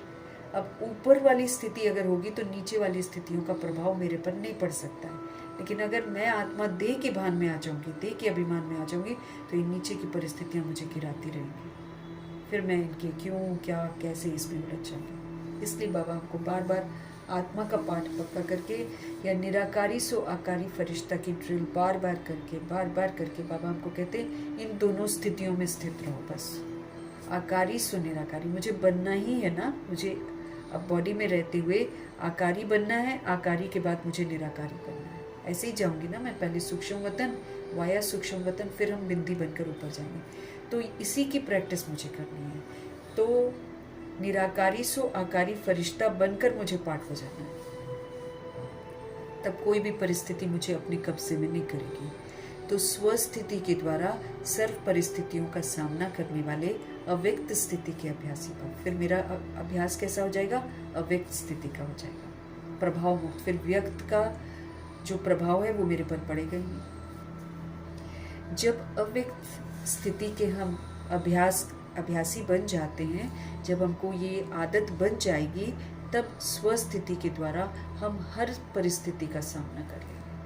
अचल रहेंगे, अडोल रहेंगे, स्थिर रहेंगे, शांत रहेंगे, हर्षित रहेंगे, संतुष्ट रहेंगे। ऐसे पास कर जाएंगे हम परिस्थितियों, कितनी भी घनी तंग करने वाली परिस्थितियाँ। तो बाबा कहते जब आप अभ्यास कर लोगे और आपको आदत पड़ जाएगी अव्यक्त स्थिति की, वो स्थिति जो व्यक्त भाव से परे है, बॉडी के भान से जो परे है, बाबा कहते जब आपको आदत बन जाएगी ना, तब स्वस्थिति के द्वारा, फिर ये जो स्वस्थिति मेरी पावरफुल स्थिति है ना, इससे मैं हर परिस्थिति का सामना कर सकती हूँ। क्योंकि परिस्थितियाँ मुझे डावाडोल करने की कोशिश करेंगी, लेकिन मुझे उसका सामना करना है। अर्थात वो जो करवाने के लिए आई है वो मुझे नहीं करना है। मुझे अचल अटोल बाबा की याद में रहना है, शांत स्थिर रहना है, खुश रहना है, संतुष्ट रहना है और परिस्थितियों को पार करना है। जब मैं हिलू डुलूंगी नहीं तो परिस्थितियाँ चली जाएंगी अपने आप, कोई दिक्कत नहीं होगी परिस्थितियों को जाने में। तो बाबा हमको क्या बोल रहे हैं कि जब अव्यक्त स्थिति के अभ्यास की मेरे को आदत बन जाएगी ना, तो स्वस्थिति के द्वारा हर परिस्थिति का हम सामना कर सकेंगे। और ये आदत अदालत में जाने से मेरे को बचा लेगी। कौन सी अदालत? धर्मराजपुरी की। वो अदालत है ना जहाँ हमको खड़े होना है, और फिर ट्रिब्यूनल भी अदालत है हम आत्माओं के लिए, वहाँ भी हमको खड़े होना पड़ेगा, जहाँ अष्टरत्न बैठेंगे। तो बाबा हमको समझ दे रहे हैं कि जब आप स्वस्थिति का अभ्यासी बन जाएंगे, अर्थात निराकारी सो आकारी फरिश्ता का ड्रिल कर करके जो व्यक्त भाव है उससे जब आप ऊपर उठ जाएंगे, तो हर परिस्थिति का सामना आप आराम से कर लेंगे। और ये आदत जो अव्यक्त स्थिति बनाने की है, ये फिर मुझ आत्मा को अदालत में जाने से बचा देगी। क्योंकि मैं क्यों, क्या, कैसे परिस्थिति को देख कर करूँगी नहीं, और परिस्थितियाँ जो हैं वो हमको तंग करेंगी नहीं, है ना। हम आराम से उसको पार कर लेंगे। तो बाबा कहते हैं ये आदत आपको अदालत में जाने से बचा देगी। इसलिए इस अभ्यास को अब क्या करो, इस अभ्यास को अब इसको नेचुरल बना लो, इसको आप अपनी नेचर बना लो। कौन सी? स्वस्थिति की नेचर, बॉडी के भान से परे की स्थिति, भगवान के साथ की स्थिति, निराकारी सो आकारी स्थिति। तो बाबा कहते हैं इसलिए इस अभ्यास को, तो बाबा क्या कह रहे हैं कि ये जो अभ्यास है अव्यक्त स्थिति का, इसको बिल्कुल नेचुरल बना दो, इसको अपना नेचर बना लो। तब ये जो नेचुरल कैलामिटीज़ है ना, प्राकृतिक आपदाएं, है ना, क्योंकि जब सामना करने वाले स्वस्थिति से हर परिस्थिति को पार करने की शक्ति धारण कर लेंगे, तब पर्दा खुलेगा। बाबा कह रहे हैं अव्यक्त स्थिति का अभ्यास करो, इसको एकदम नेचुरल बना लो कि कोई भी कुछ भी करता है हम प्रभाव मुक्त रहें, हम स्थिर रहें, हम शांत रहें, हम संतुष्ट रहें, हम पावरफुल रहें, ऐसे हम बने। तो फिर बाबा कहते हैं तब नेचुरल कैलामिटीज़ जब आएंगी, भूकंप आएगा, बाढ़ आएगी, ज्वालामुखी फटेगा, डैम फट जाएंगे, जब ये नेचुरल कैलामिटीज़ होंगी ना, तो फिर हम सामना कर पाएंगे। हम उस समय भी घबराएंगे नहीं, स्थिर रहेंगे, बाबा की यादों में रहेंगे। तो सामना करने वाले जो है ना, स्वस्थिति से फिर हर परिस्थिति को पार करने की जो शक्ति है उसको धारण कर लेंगे, तब पर्दा खुलेगा, तब भगवान की प्रत्यक्षता होगी कि भाई इनको बनाने वाला कौन। इसके लिए हमको क्या करना पड़ेगा? पुरानी आदतों से, पुराने संस्कारों से, पुरानी बातों से हमको पूरा का पूरा वैराग चाहिए। वैराग मतलब फिर कभी मन न करे कि उसको हम यूज़ करें, कभी भी नहीं। वैराग आ जाए कि सारा बेकार है, जैसे शमशानी वैराग आता है, लगता है बेकार है दुनिया, ऐसे मर जाएंगे, है ना, ऐसे लगता है, वैराग आता है शमशानी।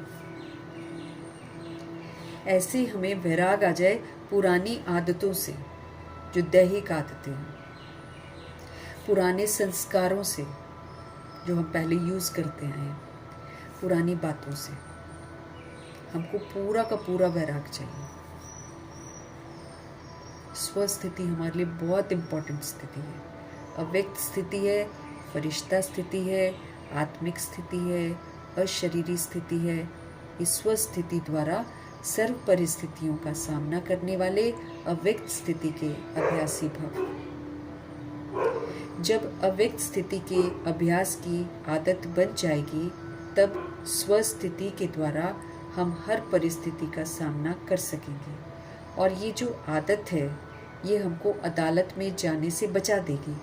इसलिए इस अभ्यास को जब नेचुरल और नेचर बनाओ, तब नेचुरल कैलामिटीज़ हों, क्योंकि जब सामना करने वाले स्वस्थिति से हर परिस्थिति को पार करने की शक्ति धारण कर लेंगे, तब तो पर्दा खुलेगा,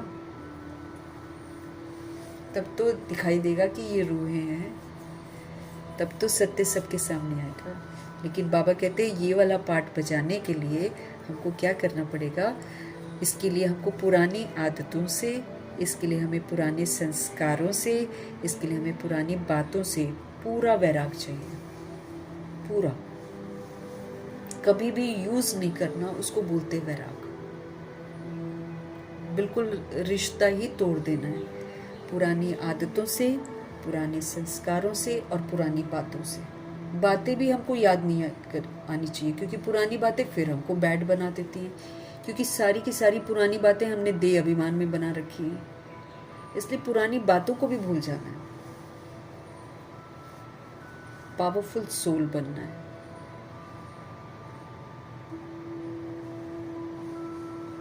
स्वस्थिति वाली सोल प्रकृति को भी शांत करेगी, अपनी स्थिति से ना उसके गुस्से को स्वीकार करेगी और उसके गुस्से को शांत करेगी। ऐसी वाली सेवा करने के लिए तैयार कर रहे हैं बाबा। स्लोगन है, स्वयं को निमित्त करनहार समझो, तो किसी भी कर्म में हमको थकावट हो नहीं सकती। अगर हम खुद को निमित्त समझें, खुद को हम करनहार समझें, तो किसी भी कर्म में हमको थकावट हो नहीं सकती।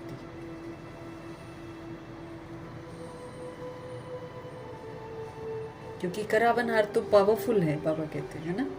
दादी भी हमेशा बोलती है कि ठीक है, हम कमज़ोर हैं ना, तो हमारा साथी तो सर्वशक्तिवान है, तो वो साथी रख कर फिर अपना काम करो। तो बाबा भी हमको समझ दे रहे हैं कि तुम खुद को निमित्त समझो, तुम खुद को करनहार समझो, तो किसी भी कर्म में थकावट नहीं हो सकती है। क्योंकि करावनहार तो पावरफुल है, वो तो अथक है। तो अथक मेरा जब साथी है और मैं तो सिर्फ करनहार हूँ, वो मुझसे करवा रहा है, तो कहाँ से थकावट होगी। मातेश्वरी जी के अनमोल महावाक्य, मनुष्य लोक, देवलोक और भूत प्रेतों की दुनिया का विस्तार। मम्मा जी की मुरलियाँ बहुत होंगी, लेकिन क्या है कि खाली 2 ही किताबें, 2 नहीं 3 किताबें बस निकाली हैं उनकी, छोटी छोटी सी पतली पतली, जबकि मम्मा ने कितनी क्लासेस कराई होंगी। उनमें से एक क्लास ये है, क्योंकि ये मैंने कभी नहीं पढ़ा है। मनुष्य लोक, देवलोक, भूत प्रेतों की दुनिया का विस्तार। बहुत मनुष्य प्रश्न करते हैं, ये जो अशुद्ध जीव आत्माएं जिनको घोस्ट कहा जाता है, क्योंकि ये भी आकारी शरीर में होते हैं ना, इसलिए इनको बोला जाता है अशुद्ध जीव आत्माएं, जिनको घोस्ट कहा जाता है, भूत कहा जाता है, ये सच है या कल्पना है, पूछते हैं बहुत सारे लोग। अथवा वहम है, क्या ये सच है, क्या ये कल्पना है या फिर वहम है। उस पर आज स्पष्ट समझाया जाता है कि मनुष्य आत्मा जब पाप कर्म करती है तो उनको अनेक प्रकार से सजाएं भोगनी जरूर पड़ती हैं, और भोगनी भी मनुष्य जन्म में ही है, न कि जानवर, पंछी और पशु योनि में। दुख सुख भोगने की महसूसता मनुष्य में जास्ती है, न कि जानवरों में। इस सृष्टि खेल में मुख्य पाठ मनुष्य का ही है। ये जानवर, पंछी आदि तो जैसे कि सृष्टि ड्रामा की शोभा है। सारे कल्प के अंदर सतयुग आदि से कलयुग के अंत तक मनुष्य आत्माओं के 84 जन्म हैं। बाकी ये 84 लाख तो जानवर, पंछी आदि की वैरायटी हो सकती है। अगर हम कीड़े मकोड़े तरह तरह के सब को मिला लें तब भले 84 लाख हो सकता है, वरना मनुष्य आत्मा थोड़ी 84 लाख जन्म लेती है। योनियां अगर हम ले लें तब से लेकर अब तक की, तब हो सकता है, क्योंकि आजकल कीड़े मकोड़े तरह तरह के कीड़े आजकल दिखाई देते हैं। अब ये सब राज परमात्मा बिगर तो कोई नहीं समझा सकता हमको। आत्माओं का निवास स्थान है ब्रह्म तत्व, अर्थात निराकारी दुनिया में रहती हैं। बाकी इन जानवरों की आत्माएं ब्रह्म तत्व में नहीं जा सकती।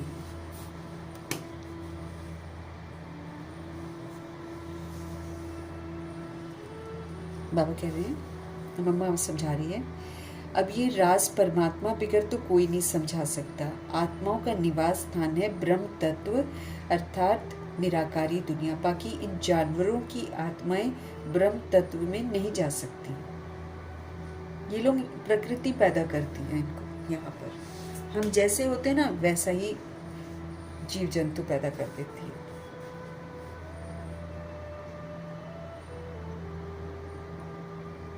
बाबा कहते हैं इन जानवरों की, मम्मा कह रही है, इन जानवरों की आत्माएं ब्रह्म तत्व में नहीं जा सकती हैं। वो इस आकाश तत्व के अंदर ही पाठ बजाती हैं। उन्हों का भी मर्ज इमर्ज का और सतो रजो तमो में आने का पाठ होता है। इसलिए प्रकृति के बहुत विस्तार में न जाकर पहले हम अपनी आत्मा का कल्याण करें, अर्थात हम मनमनाभव हो जाएं। ये जो जानवर हैं, पक्षी हैं, ये लोग भी ऐसे ही होता है ना, बचपन इनका कितने प्यारे प्यारे लगते हैं बचपन में, फिर थोड़े से बड़े होते फिर कैसे हो जाते, फिर कैसे हो जाते। इनका भी वही पार्ट है, हम लोग का इफेक्ट है इन पर। तो मम्मा कह रही हैं उन्हों का भी मर्ज इमर्ज का और सतो रजो तमो में आने का पाठ होता है। इसलिए प्रकृति के बहुत विस्तार में न जाकर पहले हम अपनी आत्मा का कल्याण करें, अर्थात हम मन मनाभव हो जाएं, मन को प्रभु में लगाएं। अब आते हैं मनुष्य आत्मा पर। तो जो आत्माएं अशुद्ध कर्म करने से विकर्म बनाती हैं, वो अपने अशुद्ध संस्कार के अनुसार जन्म मरण के चक्र में आकर आदि मध्य अंत अर्थात मरने के समय अपने किए हुए विकर्मों का साक्षात्कार पाकर सूक्ष्म में सजा भोगती है ना। बाबा मम्मा कह रही है मनुष्य, अब आते हैं मनुष्य आत्मा पर। तो जो सोल्स अशुद्ध कर्म करने से पाप कर्म बनाती हैं, वो अपने अशुद्ध संस्कार के अनुसार जन्म मरण के चक्कर में आकर आदि मध्य अंत अर्थात मरने के समय अपने किए हुए विकर्मों का साक्षात्कार पाए सूक्ष्म में सजा भोगती हैं।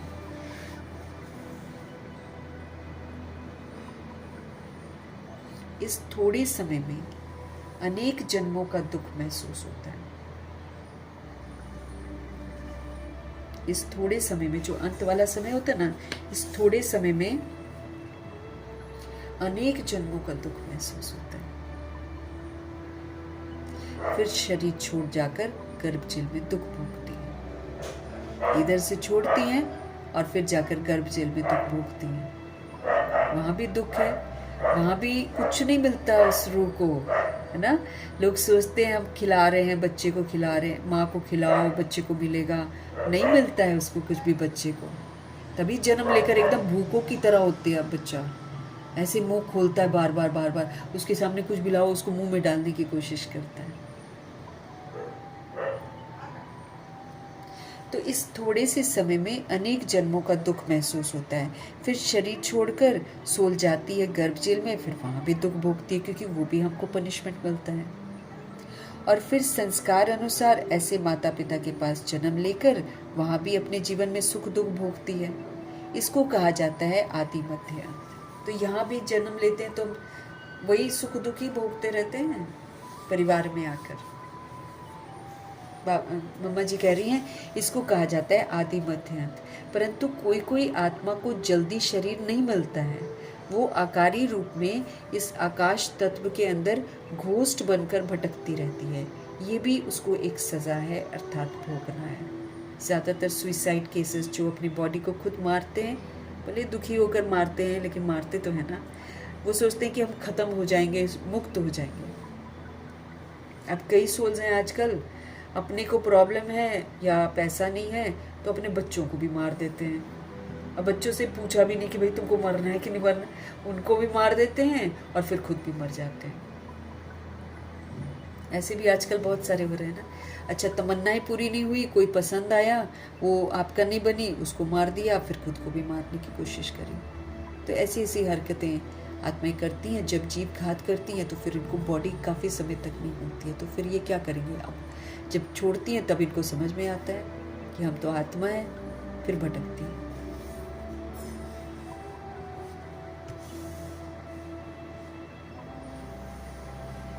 बाबा की मम्मा कह रही हैं आकाश तत्व के अंदर घोस्ट बनकर भटकती रहती हैं। ये भी एक सजा है, अर्थात भोगना है। उस अशुद्ध जीव आत्मा के साथ किसी का हिसाब किताब होता है तो वो उनमें प्रवेश कर उनको भी दुख देती है। इसलिए हमको ये कहा जाता है हमारे साथ तो सभी का हिसाब किताब है, इसलिए अगर हम उसको दुआएं दे देंगे, उसके लिए शुभ भावना शुभकामना दे देंगे तो वो हमको छोड़ देंगे, नहीं तो वो नहीं छोड़ेंगे, तंग करते हैं फिर। तो बाबा कहते हैं कभी कभी फिर अशुद्ध जीवात्मा के साथ किसी का हिसाब किताब होता है ना, तो वो उसके अंदर घुस जाएगी। अभी तो ऐसे ही होने वाला है, चलते फिरते घुस जाएगी किसी के अंदर में। चलो वो तो एक तो तंत्र मंत्र वाले करवाते हैं, किसी का पूरा करते हैं, वो तो अलग बात है। अब वो रूहें भी जब बॉडी छोड़ेगी तो उनको बॉडी थोड़ी मिलती है, फिर उल्टे काम किए होते हैं ना उन्होंने, फिर वो भी ऐसे ही भटकते हैं। तो बाबा कहते हैं उस अशुद्ध जीव आत्मा के साथ अगर किसी का हिसाब किताब होता है तो वो उनमें प्रवेश करके उनको दुख देती है, अर्थात हिसाब किताब चुकतू करके फिर जाकर अपना शरीर धारण करती है। ऐसे होता है। कोई जीवात्मा तो जिसमें प्रवेश करती है ना, उनको बहुत मारती भी है, बहुत कष्ट देती है, परंतु ये सब हिसाब किताब के अंदर भोगना का प्रकार है, जो सभी मनुष्य तन में ही सुख दुख महसूस होता है, क्योंकि हम आत्माओं को इस बॉडी के अंदर ही सुख दुख महसूस होता है।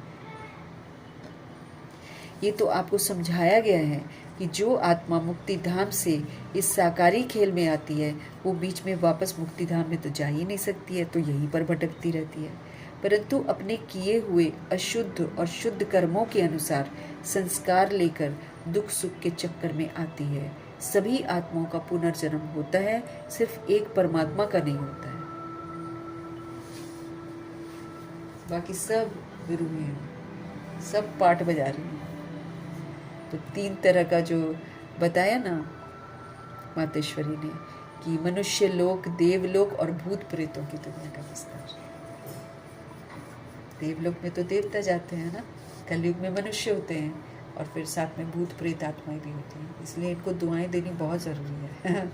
इनको मुरली भी बाबा समर्पित करवा देते हैं ना, बहुत अच्छा है, क्योंकि है तो रूह है ना, है तो हमारा आत्मा भाई, इसलिए हम पहले ही सबको बोलें तो अच्छा है। फिर ये तंग नहीं करेंगे, नहीं तो फिर ये लोग तंग भी करेंगे ना, क्योंकि ये कष्ट में होते हैं तो ये दूसरे को भी कष्ट देते हैं।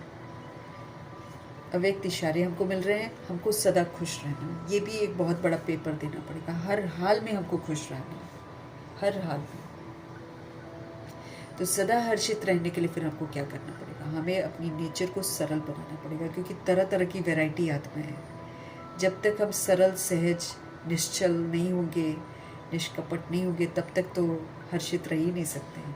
इसलिए सारे भेदभाव मन रूपी स्लेट से मिटा मुटू के एकदम सिंपल नेचर बनानी है आपको। तो सदा हर्षित रहने के लिए अपनी नेचर को सरल बनाओ, सहनशील बनाओ। बाप दादा को सबसे प्यारे साफ दिल वाले बच्चे, बाप दादा को सबसे प्यारे कौन लगते हैं? जिसका दिल साफ हो, जो बाबा से हर बात बता दे, कोई छल कपट ना रखे, चालाकियां न करे भगवान के साथ, वो बाबा को बहुत पसंद है। साफ दिल सदा बाप दादा के दिल तक नशीन होते हैं। बाबा उनको फिर अपने दिल तख्त पर रखते, जैसे दादियाँ वगैरह, ये लोग सब कितनी साफ दिल थी, एकदम भोली भाली साफ दिल दादियाँ, कोई मन में किसी के लिए भेदभाव नहीं। जैसे दादी गुलजार को देखते हैं ना, कितना साफ दिल।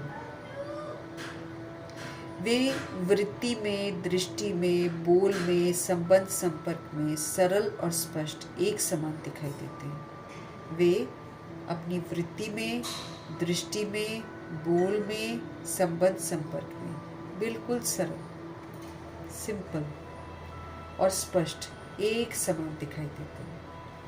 सरलता की निशानी है कि दिल, दिमाग, बोल सब एक समान होंगे। सरलता की क्या निशानी होती है? कि दिल, दिमाग, बोल सब एक समान, साफ, सरल। दिल में एक, बोल में दूसरा, जैसे कि कलयुग में होता है, ये सरलता की निशानी नहीं है। हम दिल में कुछ और रखें, बोले हम कुछ और। दिल में एक, बोल में दूसरा, ये सरलता की निशानी नहीं है। सरल स्वभाव वाले सदा निर्माण चित्त, निरअहंकारी, निस्वार्थी होते हैं। सरल स्वभाव जिनका होता है ना, इजी स्वभाव जिनका होता है, वो सदा ही निर्माण चित्त होते हैं, निरअहंकारी होते हैं, निस्वार्थी होते हैं। किसी भी तरह का स्वार्थ नहीं होता है, अहंकार नहीं होता है। वे सरल चित्त, सरल वाणी, सरल वृत्ति, सरल दृष्टि वाले होते हैं। वे सरल चित्त होते हैं, उनका चित्त बड़ा सरल होता है, उनकी वाणी भी बड़ी सरल होती है, उनकी वृत्ति भी बड़ी सरल होती है, उनकी दृष्टि भी बड़ी सरल होती है। सब में निश्चल होते हैं, मतलब साफ होते हैं, किसी तरह का छल कपट नहीं होता है। सबके लिए एक जैसी वाणी, सबके लिए एक जैसा आत्मा, आत्मा भाई भाई वाली वृत्ति, सबको आत्मिक दृष्टि ऐसे देखते हैं। तो बाप दादा को साफ दिल वाले लोग अच्छे लगते हैं, तो हमको अपना दिल साफ रखना है, सभी के लिए साफ। साफ दिल सदा बाप दादा के दिल तक नशीन होता है। बाबा से हमको कुछ भी छिपाना नहीं है। वृत्ति भी आत्मा भाई भाई की, दृष्टि आत्मिक, बोल वरदानी, संबंध संपर्क जो है उसमें भी सरल और स्पष्ट एक समान दिखाई देते हैं। सरलता की निशानी है कि दिल, दिमाग, बोल सब एक समान होंगे। दिल में एक, बोल में दूसरा, ये सरलता की निशानी नहीं है। सरल स्वभाव वाले हमेशा निर्माणचित होते हैं, किसी तरह का मान नहीं, लेकिन सबका भला चाहते हैं। अहंकार नहीं होता है उनमें, कोई किसी तरह का स्वार्थ नहीं होता है। उनके चित्त सरल, उनकी वाणी सरल, उनकी वृत्ति सरल, उनकी दृष्टि सरल, सब कुछ सरल ही सरल। जब हम ऐसे हो जाएंगे ना, तब हम सदा खुश रहेंगे। एक भी रूह के लिए बैड फीलिंग नहीं। मीठे परमात्मा जी का मीठी समझाने के लिए धन्यवाद करेंगे। ब्रह्मा माँ का धन्यवाद, जगदम्बा माँ का धन्यवाद, कुलसार दादी जी का धन्यवाद, अष्टरत्नों का धन्यवाद, नवग्रहों का धन्यवाद, एडवांस पार्टी की सारी रूहों का धन्यवाद, बची हुई जितनी भी आत्माएं हैं सबका धन्यवाद, 5 तत्वों का धन्यवाद, ड्रामा का धन्यवाद, प्रकृति का धन्यवाद, माया का धन्यवाद, यमदूत का धन्यवाद, करोड़ों की आबादी का धन्यवाद, साधनों का धन्यवाद, साधन बनाने वालों का धन्यवाद, साथ में रहने वाली सोल्स का